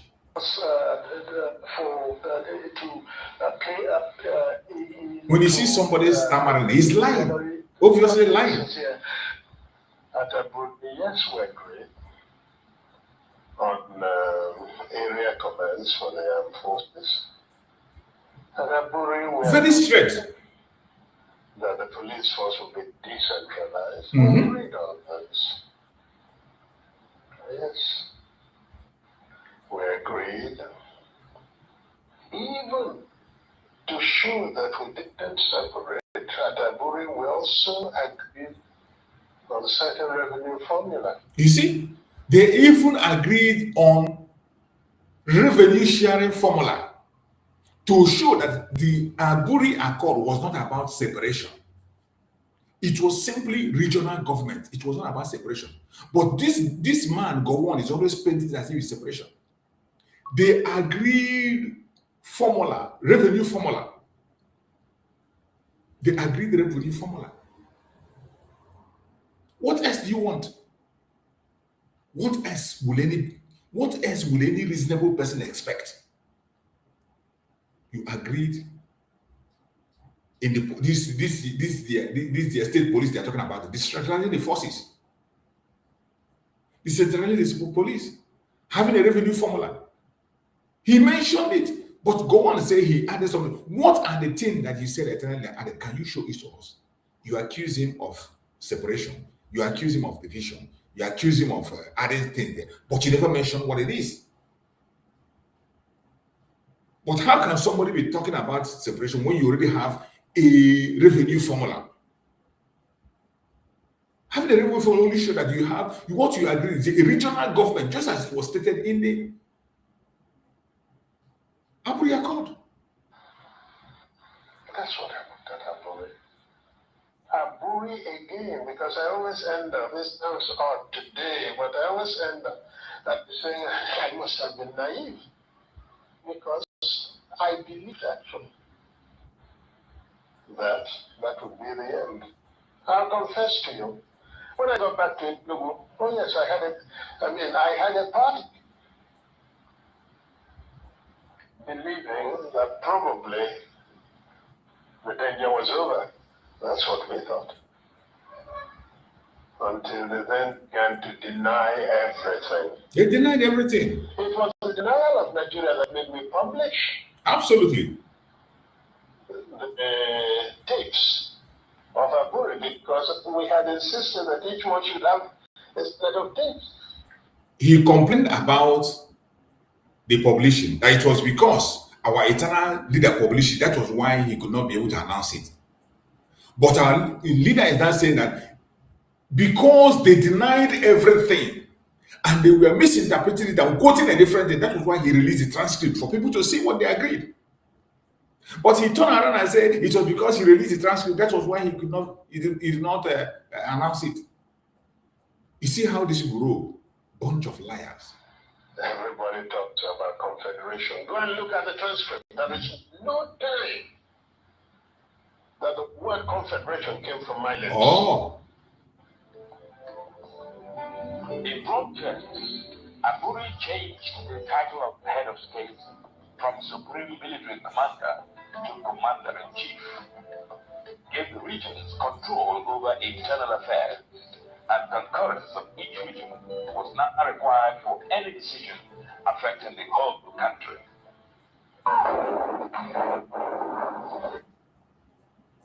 That is the information. You saw it, you just heard from our eternal leader directly. That is it. And there's another video I'm going to play. This one also is somebody who was also explaining things that has to do with that Aburi discussion. Let's listen to this and hear what the explanation that this guy has. Because this is a month of remembrance. We are going to be visiting. So at the Aburi Accord, which was prepared, he said, let's reduce tension. Let's allow each region operate fairly, semi-autonomously. Let's minimize unnecessary contacts that will bring pain and suspicion. They will still remain a country, could have everything, our defense together, and Gowon agreed. Because he saw that we're going to save the nation from going to war, save the nation from crippling, and restore some peace. He agreed. And what happened? They signed off. That's Aburi Accord. So Ojukwu came back and we all hailed and said, thank God, we're staving off war, staving off this. A few days after that, Gowon now reneged. He had come, his permanent secretary, those they call super palm sex, and they confessed, people like Asiodu, people like the former Kensu and the former Oba of Guinea, who were super palm sex then. They said they reviewed what was agreed. The father Gowon had given too much. Imagine. To Ojukwu. He had given too much to Ojukwu. Can you imagine? Imagine. He had given too much to Ojukwu. What's the meaning of that?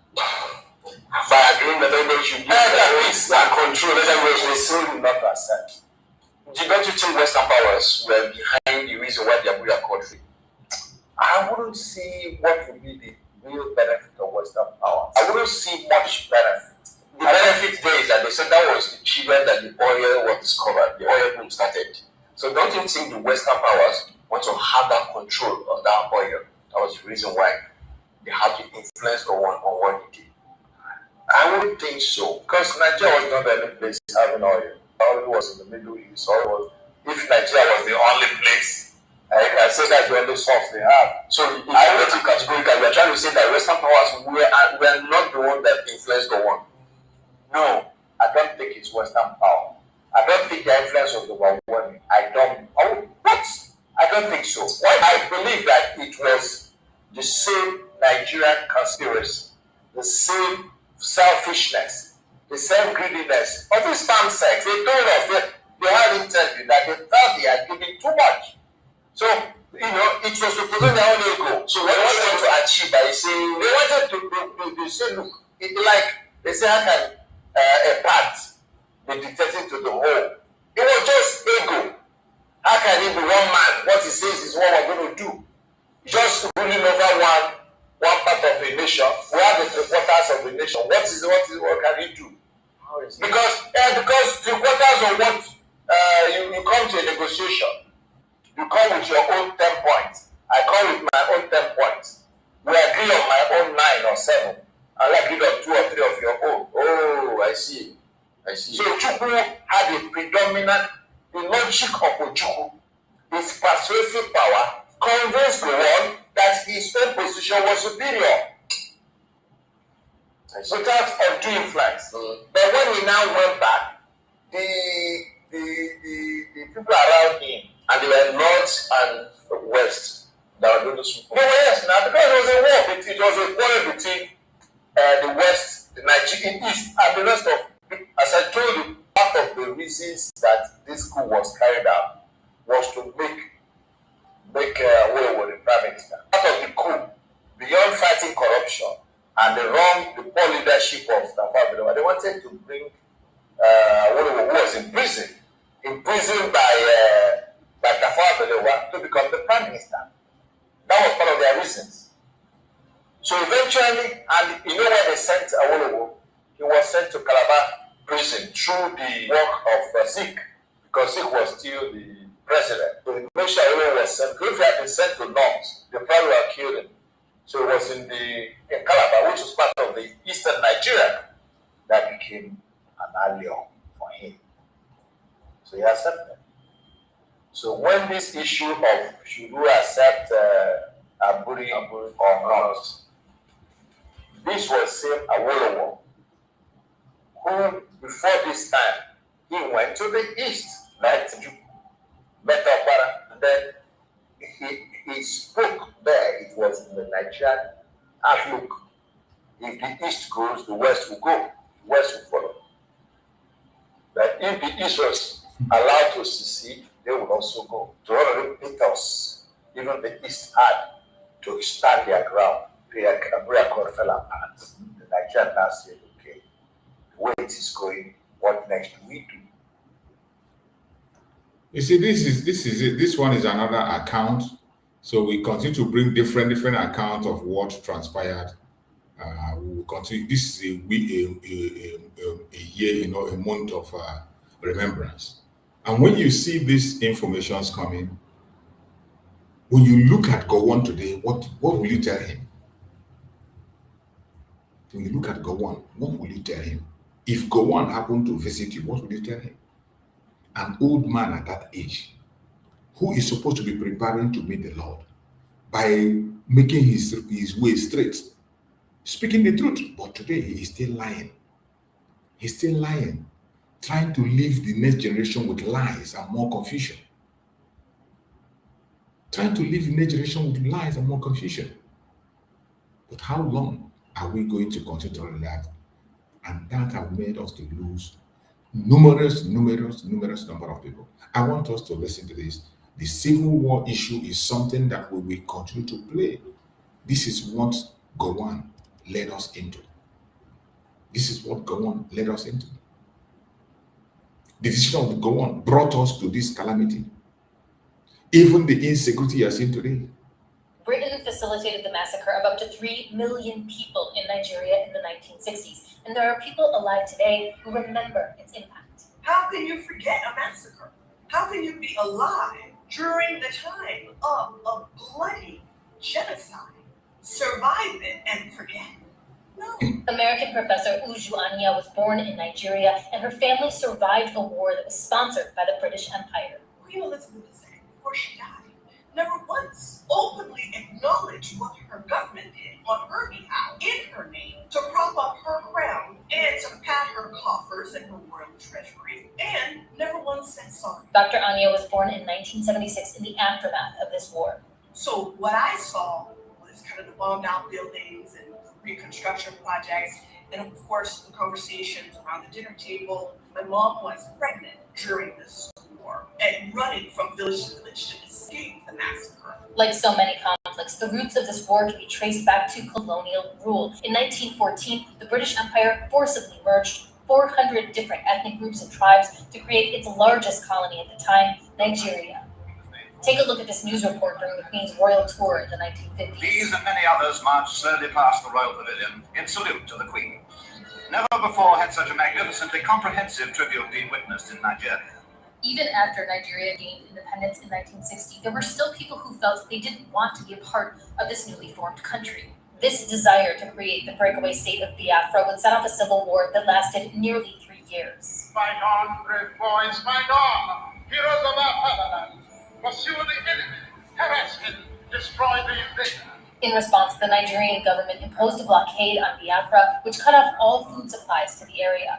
In living rooms across the world, people watched news clips of children with bloated bellies and sunken eyes. 3 million civilians were massacred, and they were done so using guns and bombs and supplies provided by the British government, at which Queen Elizabeth II was head.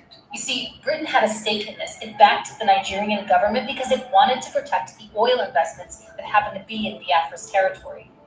This brutal legacy is another reason why the British monarchy and the Queen in particular have become symbols for many Black and brown people around the world of colonial oppression. These are not just statues, these are not just figureheads. These are direct beneficiaries of centuries of abuse, human enslavement, exploitation, extraction of natural resources, political destruction and devastation, and till today, continued meddling in African affairs. Listen to us, read and learn, and join us when we ask the British government to recognize what they did to aid and support the Biafrans.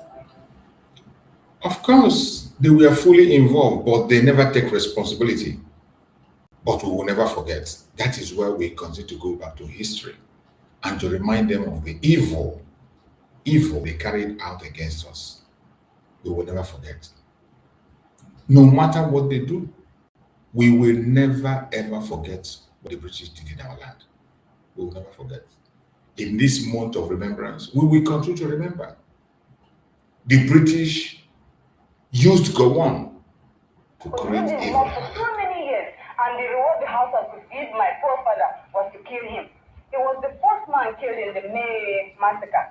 After being chased for some few yards, they shot at him, and then when they got him, they had to slice him into two. Like, you know, when you want to slice your bread into two. A human being, they slice into two. Can you imagine such a thing? Biafra is going to be my destination. You know, despite the support of Britain, Russia, Egypt, and some other friends of Nigeria, we all will surely come out as a nation because we're fighting a just cause. Even a little child on the street will tell you this. We shall never go back to Nigeria again. God's grace will surely emerge as a nation. Definitely. We still stand with your prayer, my sister. As far as this war continues, we'll fight to the last man. You see? You can see this is the bravery of our parents when they were there. Look at a young lady declaring for the fight to secure his life and save the life of his people. That was what we faced during the Civil War. She just told her the story of how her own father was sliced into two in her presence. Her father was sliced into two in the north. You can imagine the trauma. This is what many of us faced. And today they want us to forget. They don't want us to talk about it. Nnamdi Kanu came up to speak about our freedom, and they brought different kinds of lie, propaganda, and manipulations against him. They begin to tell so many lies against Nnamdi Kanu. Simon Ekpa emerged. They blackmailed Simon Ekpa. They called him a terrorist, called him different kinds of things. And today, evidence are coming in.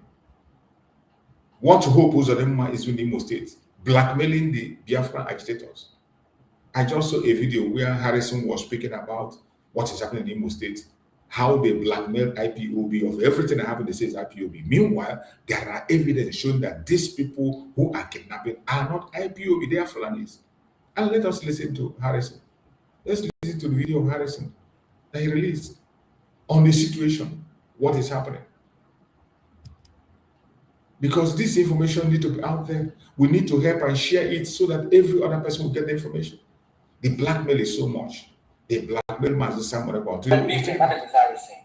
One issue. First, I'm from Delta State. Secondly, I'm from Imo State. Mamu Imo State. I have said it several times here that now, Mamu Imo State. And I came to Corona.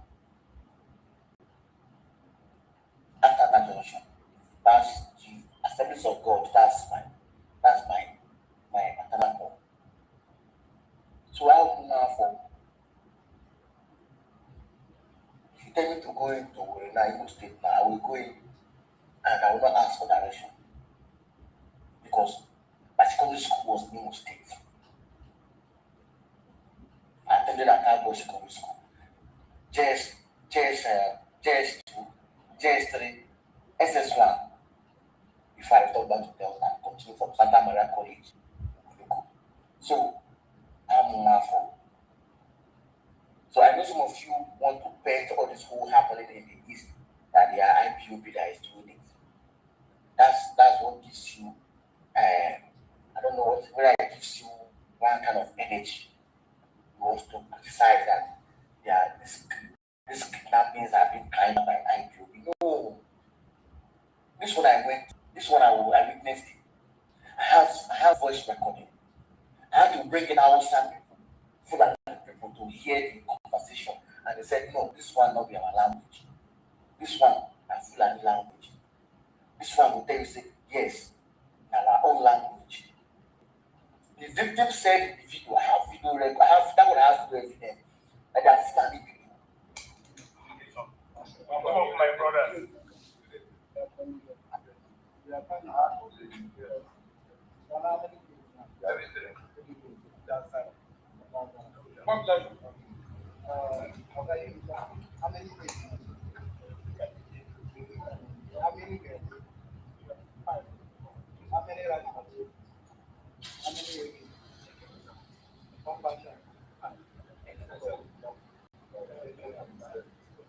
So, can you describe the way you accomplish how to get ready when you decide? The dress, one of them, where one of the dress.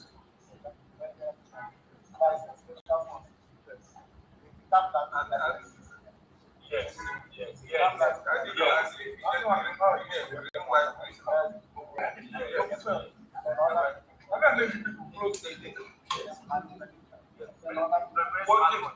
One thing I find out there is that daytime they'll be communicating with their people.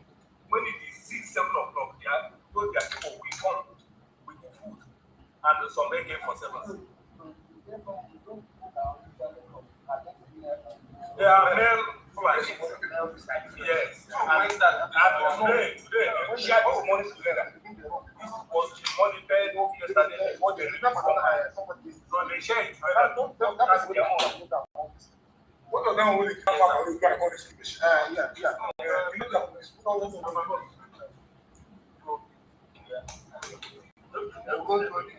sir. Okay, the person mentioned that. One of them said making the process. From my account paying 500,000. Oh, so that one went through. Yes, 2 of them went through. 2 of them went through. Yes. Yes, sir. Yes, sir.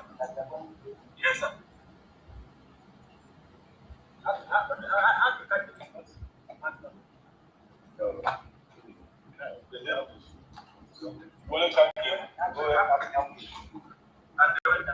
they always transfer their gifts at night. Exactly around what time? The transfer was something like after 9. Yesterday night. They are not Igbo as people want to present it. So we are surrounded. We are surrounded. Yesterday I was in Imo. Last night I was in Igbo State. A 16-year-old girl was kidnapped from Ojukwu by these same people. The father and the girl was going home. Okada man, they went to buy what they would eat.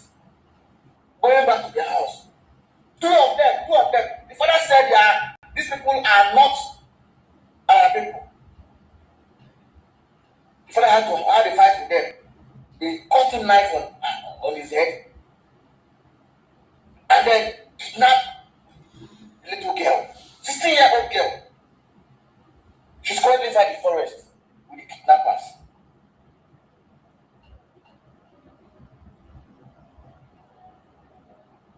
I don't want to go into argument with people with your this crime is being committed by IPOB or whatsoever. What does it give you to lie to the public? That is what they want to hear. It makes them happy. It makes them happy. The local security, all of them were there. I'm going to drop voice note too. Also, now, this is the voice note. Listen to this voice note and tell me what they are speaking. Is it Fulani, Hausa, or Igbo?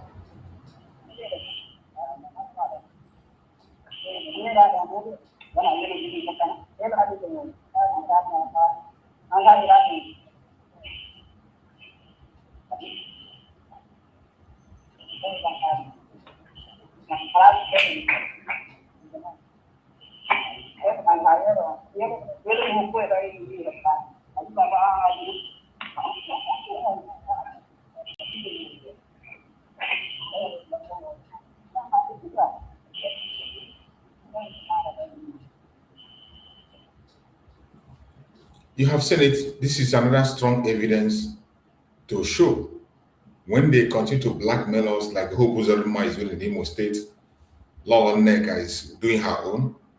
All those blackmail, it is all false. Look at this one. Harrison brought out an evidence. People who were kidnapped have confessed and said people that kidnapped them, they know them. They captured the voice. These are Fulanis. And we have all known this before. But that was how they blackmailed Mazi Simon Ekpa. Oh, Mazi Simon Ekpa is creating insecurity. Mazi Simon Ekpa is kidnapped. Oh, Liberation Army is doing this. Liberation Army is doing that. And today, the kidnappers now have a free hand to do whatever they want. When you were doing it, you think you were doing it to Mazi Simon Ekpa, you were doing it to Mazi Nnamdi Kanu.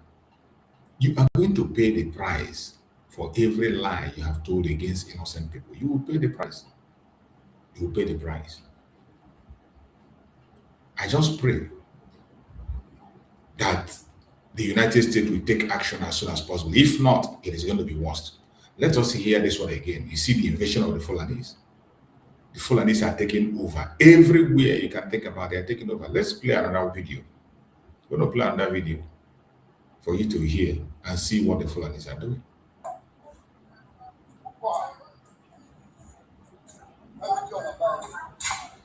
This one is the account. Somebody have gone to video the account and they are giving them automotive tobacco. Look at how they go to the forest and create a village for themselves. This one is in Uboha. They went and create a village for themselves in the bush. Nobody gave them this land on their own.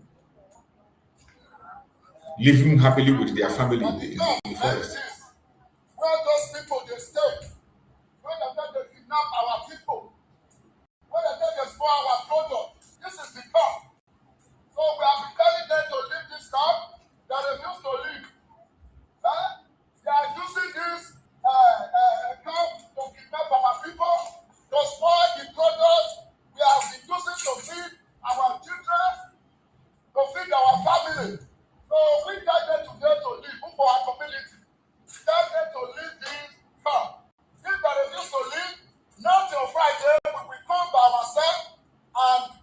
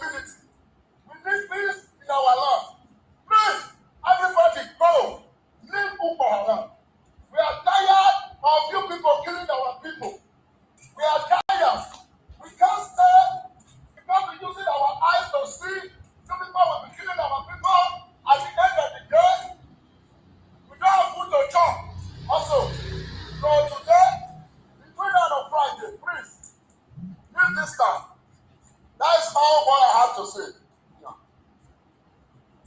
You can imagine, they created a village for themselves in another man's land. They create their own village, living there free of if something you cannot do in their own side. This is what Gowon created. All these things, who is to be blamed? Is Gowon. It's Gowon. If Aburi Accord had been implemented, you will not see this. You won't see it. Now, let us round up the program with the message of Arnold. Let's listen to this message of Arnold again, because Arnold captured every single thing in this Zoom. The message of Arnold worth sharing. Everybody should continue to share this message of Arnold. Share it to all platforms. Share it to family and friends. It's very important. More especially for the international. Terrorists from around the world are right now flooding into Nigeria to launch Muhammad's prophesied final global jihad. I'm Mike Arnold. I've made 16 trips to Nigeria, to the front lines of the Christian genocide. I built schools for displaced children there, and I wrote Epicenter, the best-selling book about what's happening. Here's what you must know, but nobody is telling you. When you hear it, you will not be able to look at the situation in Nigeria or global security the same way again. 14 centuries ago, Muhammad prophesied that a descendant of his bloodline, called the Mahdi, would rise at the end of days, ride west under a black banner, defeat the Christian armies in a bloody jihad, and bring the whole earth under one global caliphate. For that to happen, the doctrine says a purified Islamic platform must be ready, a launch pad. The Islamic world believes they have found it in Nigeria. In 1804, a direct blood descendant of Muhammad named Usman Dan Fodio launched jihad in what is now northern Nigeria. He founded the Sokoto Caliphate explicitly as the launch pad for the coming of the Mahdi. He killed as many as 250,000 and displaced millions to establish the largest pre-colonial empire in Africa. Bigger population than Pharaoh's Egypt, using the exact same tactics we see today: massacre, beheading, destruction, rape, displacement, and slavery, all while shouting Allahu Akbar. Usman Dan Fodio wrote more than 100 books. In them, he positioned himself as the Mujahideen, the renewer of his Islamic century, whose mission was to prepare the way for the coming of the Mahdi. He believed the Mahdi would appear in the caliphate he founded, while his descendants sat on the throne. In other words, he saw himself as effectively the Islamic John the Baptist, making the way for their jihad messiah. At its peak, Dan Fodio's Sokoto Caliphate held as many as 2.5 million slaves. The British never conquered the caliphate. They cut a deal.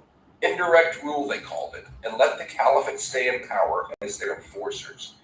The Mahdi's launch pad survived. Muhammad's bloodline kept the throne. The British forcibly chained the vibrant, largely Christian, English-speaking South to this dark, feudal caliphate. Before they granted independence in 1960, the British federalized the vast oil reserves of the South, gave full control of the new federal government to the north, and cut a sweetheart deal to keep looting the nation's black gold. In 1967, a portion of the Southeast, known as Biafra, at the time the fastest growing economic region on earth, sought independence from the caliphate's genocidal grip. In response, the northern warlords enforced a total blockade, declaring starvation a legitimate tool of war. They even shot down Red Cross aid planes. With Britain's full backing, in 30 months, they starved to death some 3 million Biafrans, mainly children. The survivors were subdued, their wealth confiscated, a generation buried in mass graves, the history erased. Welcome to Nigeria, a so-called secular democracy, where today's constitution was written by an Islamic dictator and mentions Sharia law and other Islamic terms 165 times. Christianity, 0. Sitting on that caliphate throne today is Sultan Saad Abubakar III, the 20th hereditary heir of Dan Fodio, and the spiritual head of West Africa's 108 million Muslims. One bloodline, Muhammad to Dan Fodio to today's Sultan. 1,400 years of prophecy, waiting. Today, Islamic fundamentalists around the world believe the moment has come. The Islamic State has declared Africa their divinely empowered land. The majority of global ISIS propaganda now comes out of Nigeria. Foreign fighters from the Middle East, North Africa, the Sahel, even Europe, are streaming in as religious pilgrims, not immigrants. They believe this is where Allah has called them to die for the fulfillment of Muhammad's prophecy. Sheikh Zakzaki is founder of the Islamic Movement of Nigeria, an Iran proxy with 3 million members across Nigeria.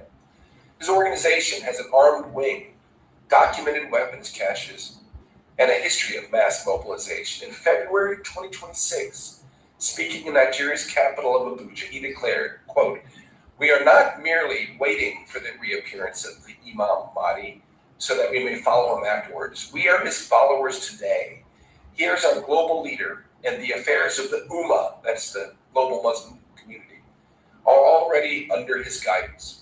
He also said, "Readiness before the reappearance is one of the central missions of the followers of the Imam Mahdi." Leading Islamic nations are actively helping build the Mahdi's launchpad in Nigeria today.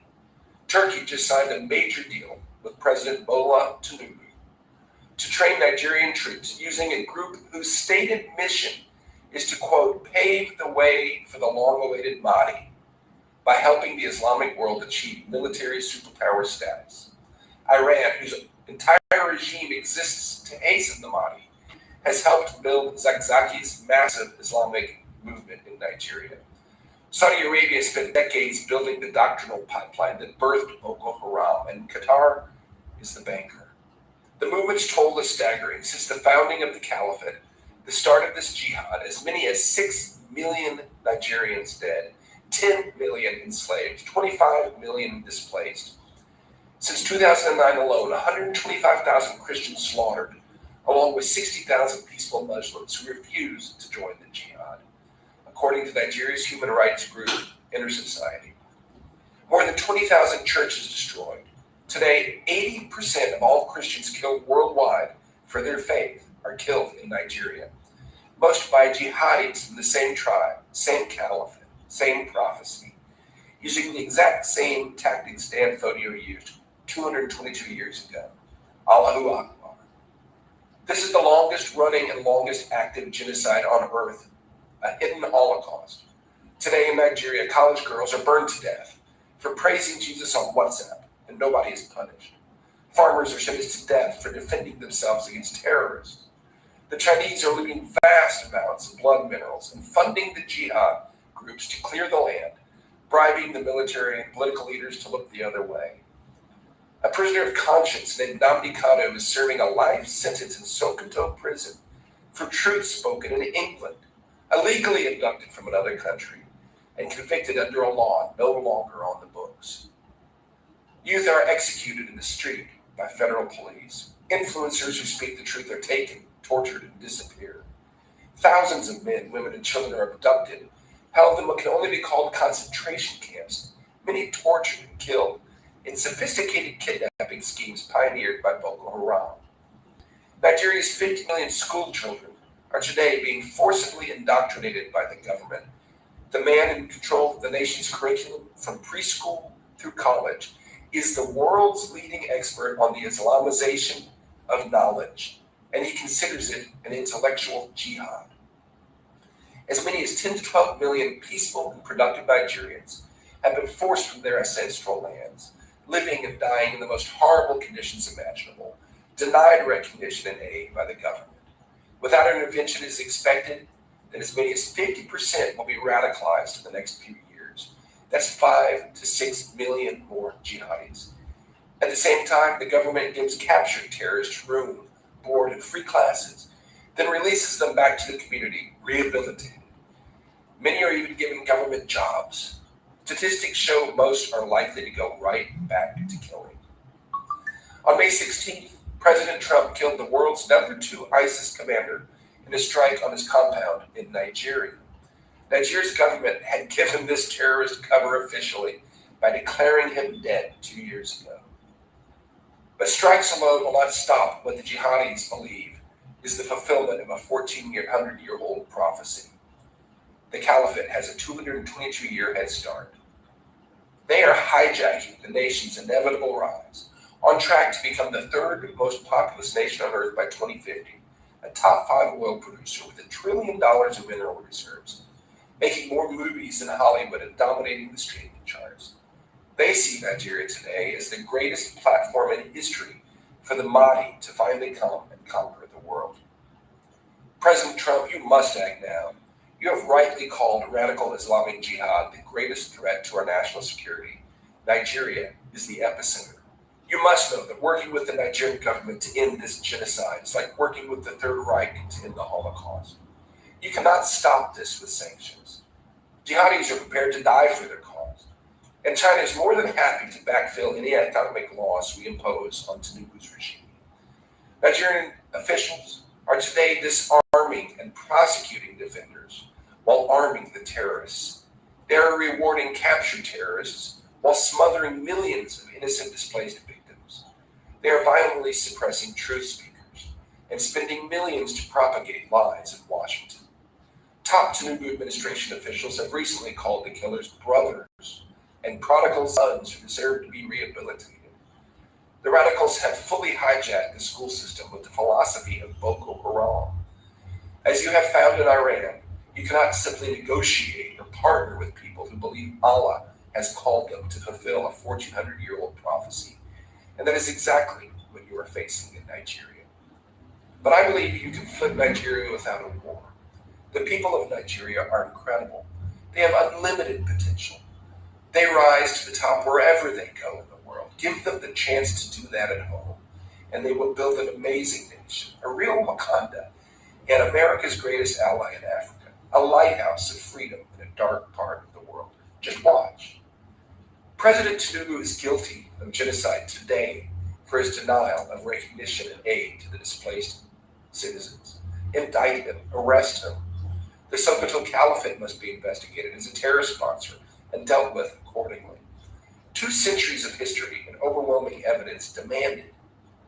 Keep striking the terrorists, and you must know the Fulani militia are killing most of the Christians today, not ISIS. Hit them too, take them all out. Conduct a full census of the displaced, interview them. They are eyewitnesses to genocide, and help coordinate the international aid they desperately need. Finally, ensure a free and fair referendum for a new constitution written by and for the people.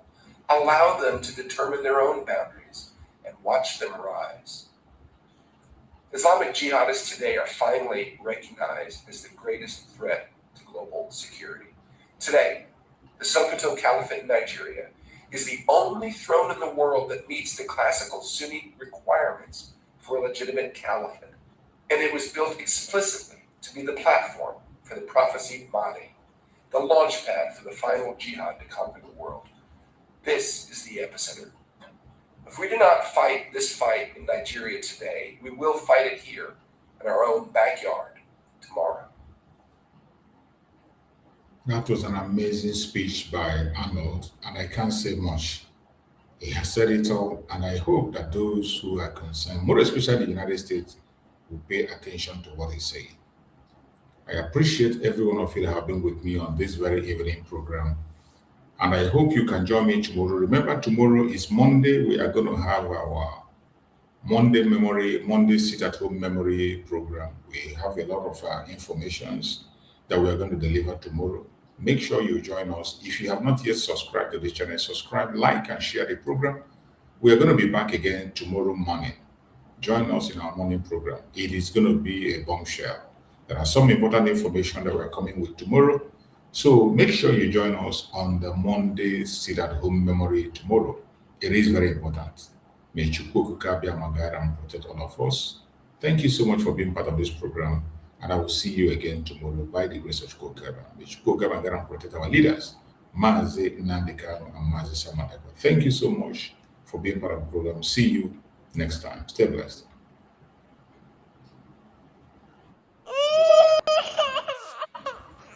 We need peace, we choose freedom. We need peace, we choose freedom.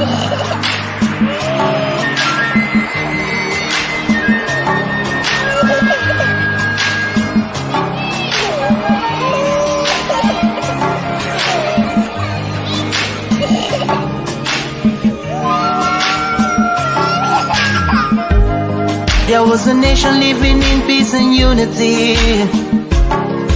Yeah. They are people with love and harmony. Oh, yeah. They saw greatness rise up to its purity. With another people of different culture, a different heritage, bias and oppressive. Oh, I see a nation from trigger of Africa, rising with strength and might and power. In due time, nobody gonna oppress us. Rather, you all gonna embrace her. With your flag, with your flag, with your flag, with your flag. Oh, yeah. Let the tears of our mothers who lost their children be heard. Let the blood of our heroes speak from now till forever.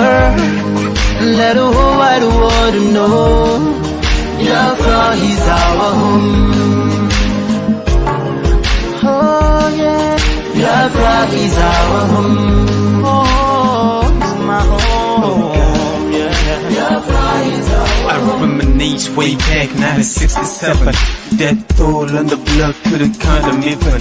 Mama screaming, child squealing, pops on the ground. 2.5 years, over 3 million's gone. Why? Cause we asked for our freedom, and we're going back to our sovereign kingdom. They shut us down when we cried, the world said nothing. Sitting back in the crib, watching our suffering. Should I talk about the planes dropping shells like rain? Suka had the first taste of our heroes' blood. Abagana Zobunigwe was stronger than flood, but Ojukwu too strong and fought them off on the chart. Thought the bloodshed's gone, then it came again. 216 and the massacre, it started again. So bloody name, I couldn't cry tears. Blood dripping down my eyes, water in my veins. We died trying to fight the cause and we're trying to break him. It's our freedom, but the world was against us. Wave your flag over Africa. Welcome people of Biafra. Wave your flag over all the world. See those people of Zion is here. It is the nation that the Lord has chosen for the people of Zion. It is the nation that the Lord has chosen for the people of Zion. We need peace, we choose freedom. We need peace, we choose freedom.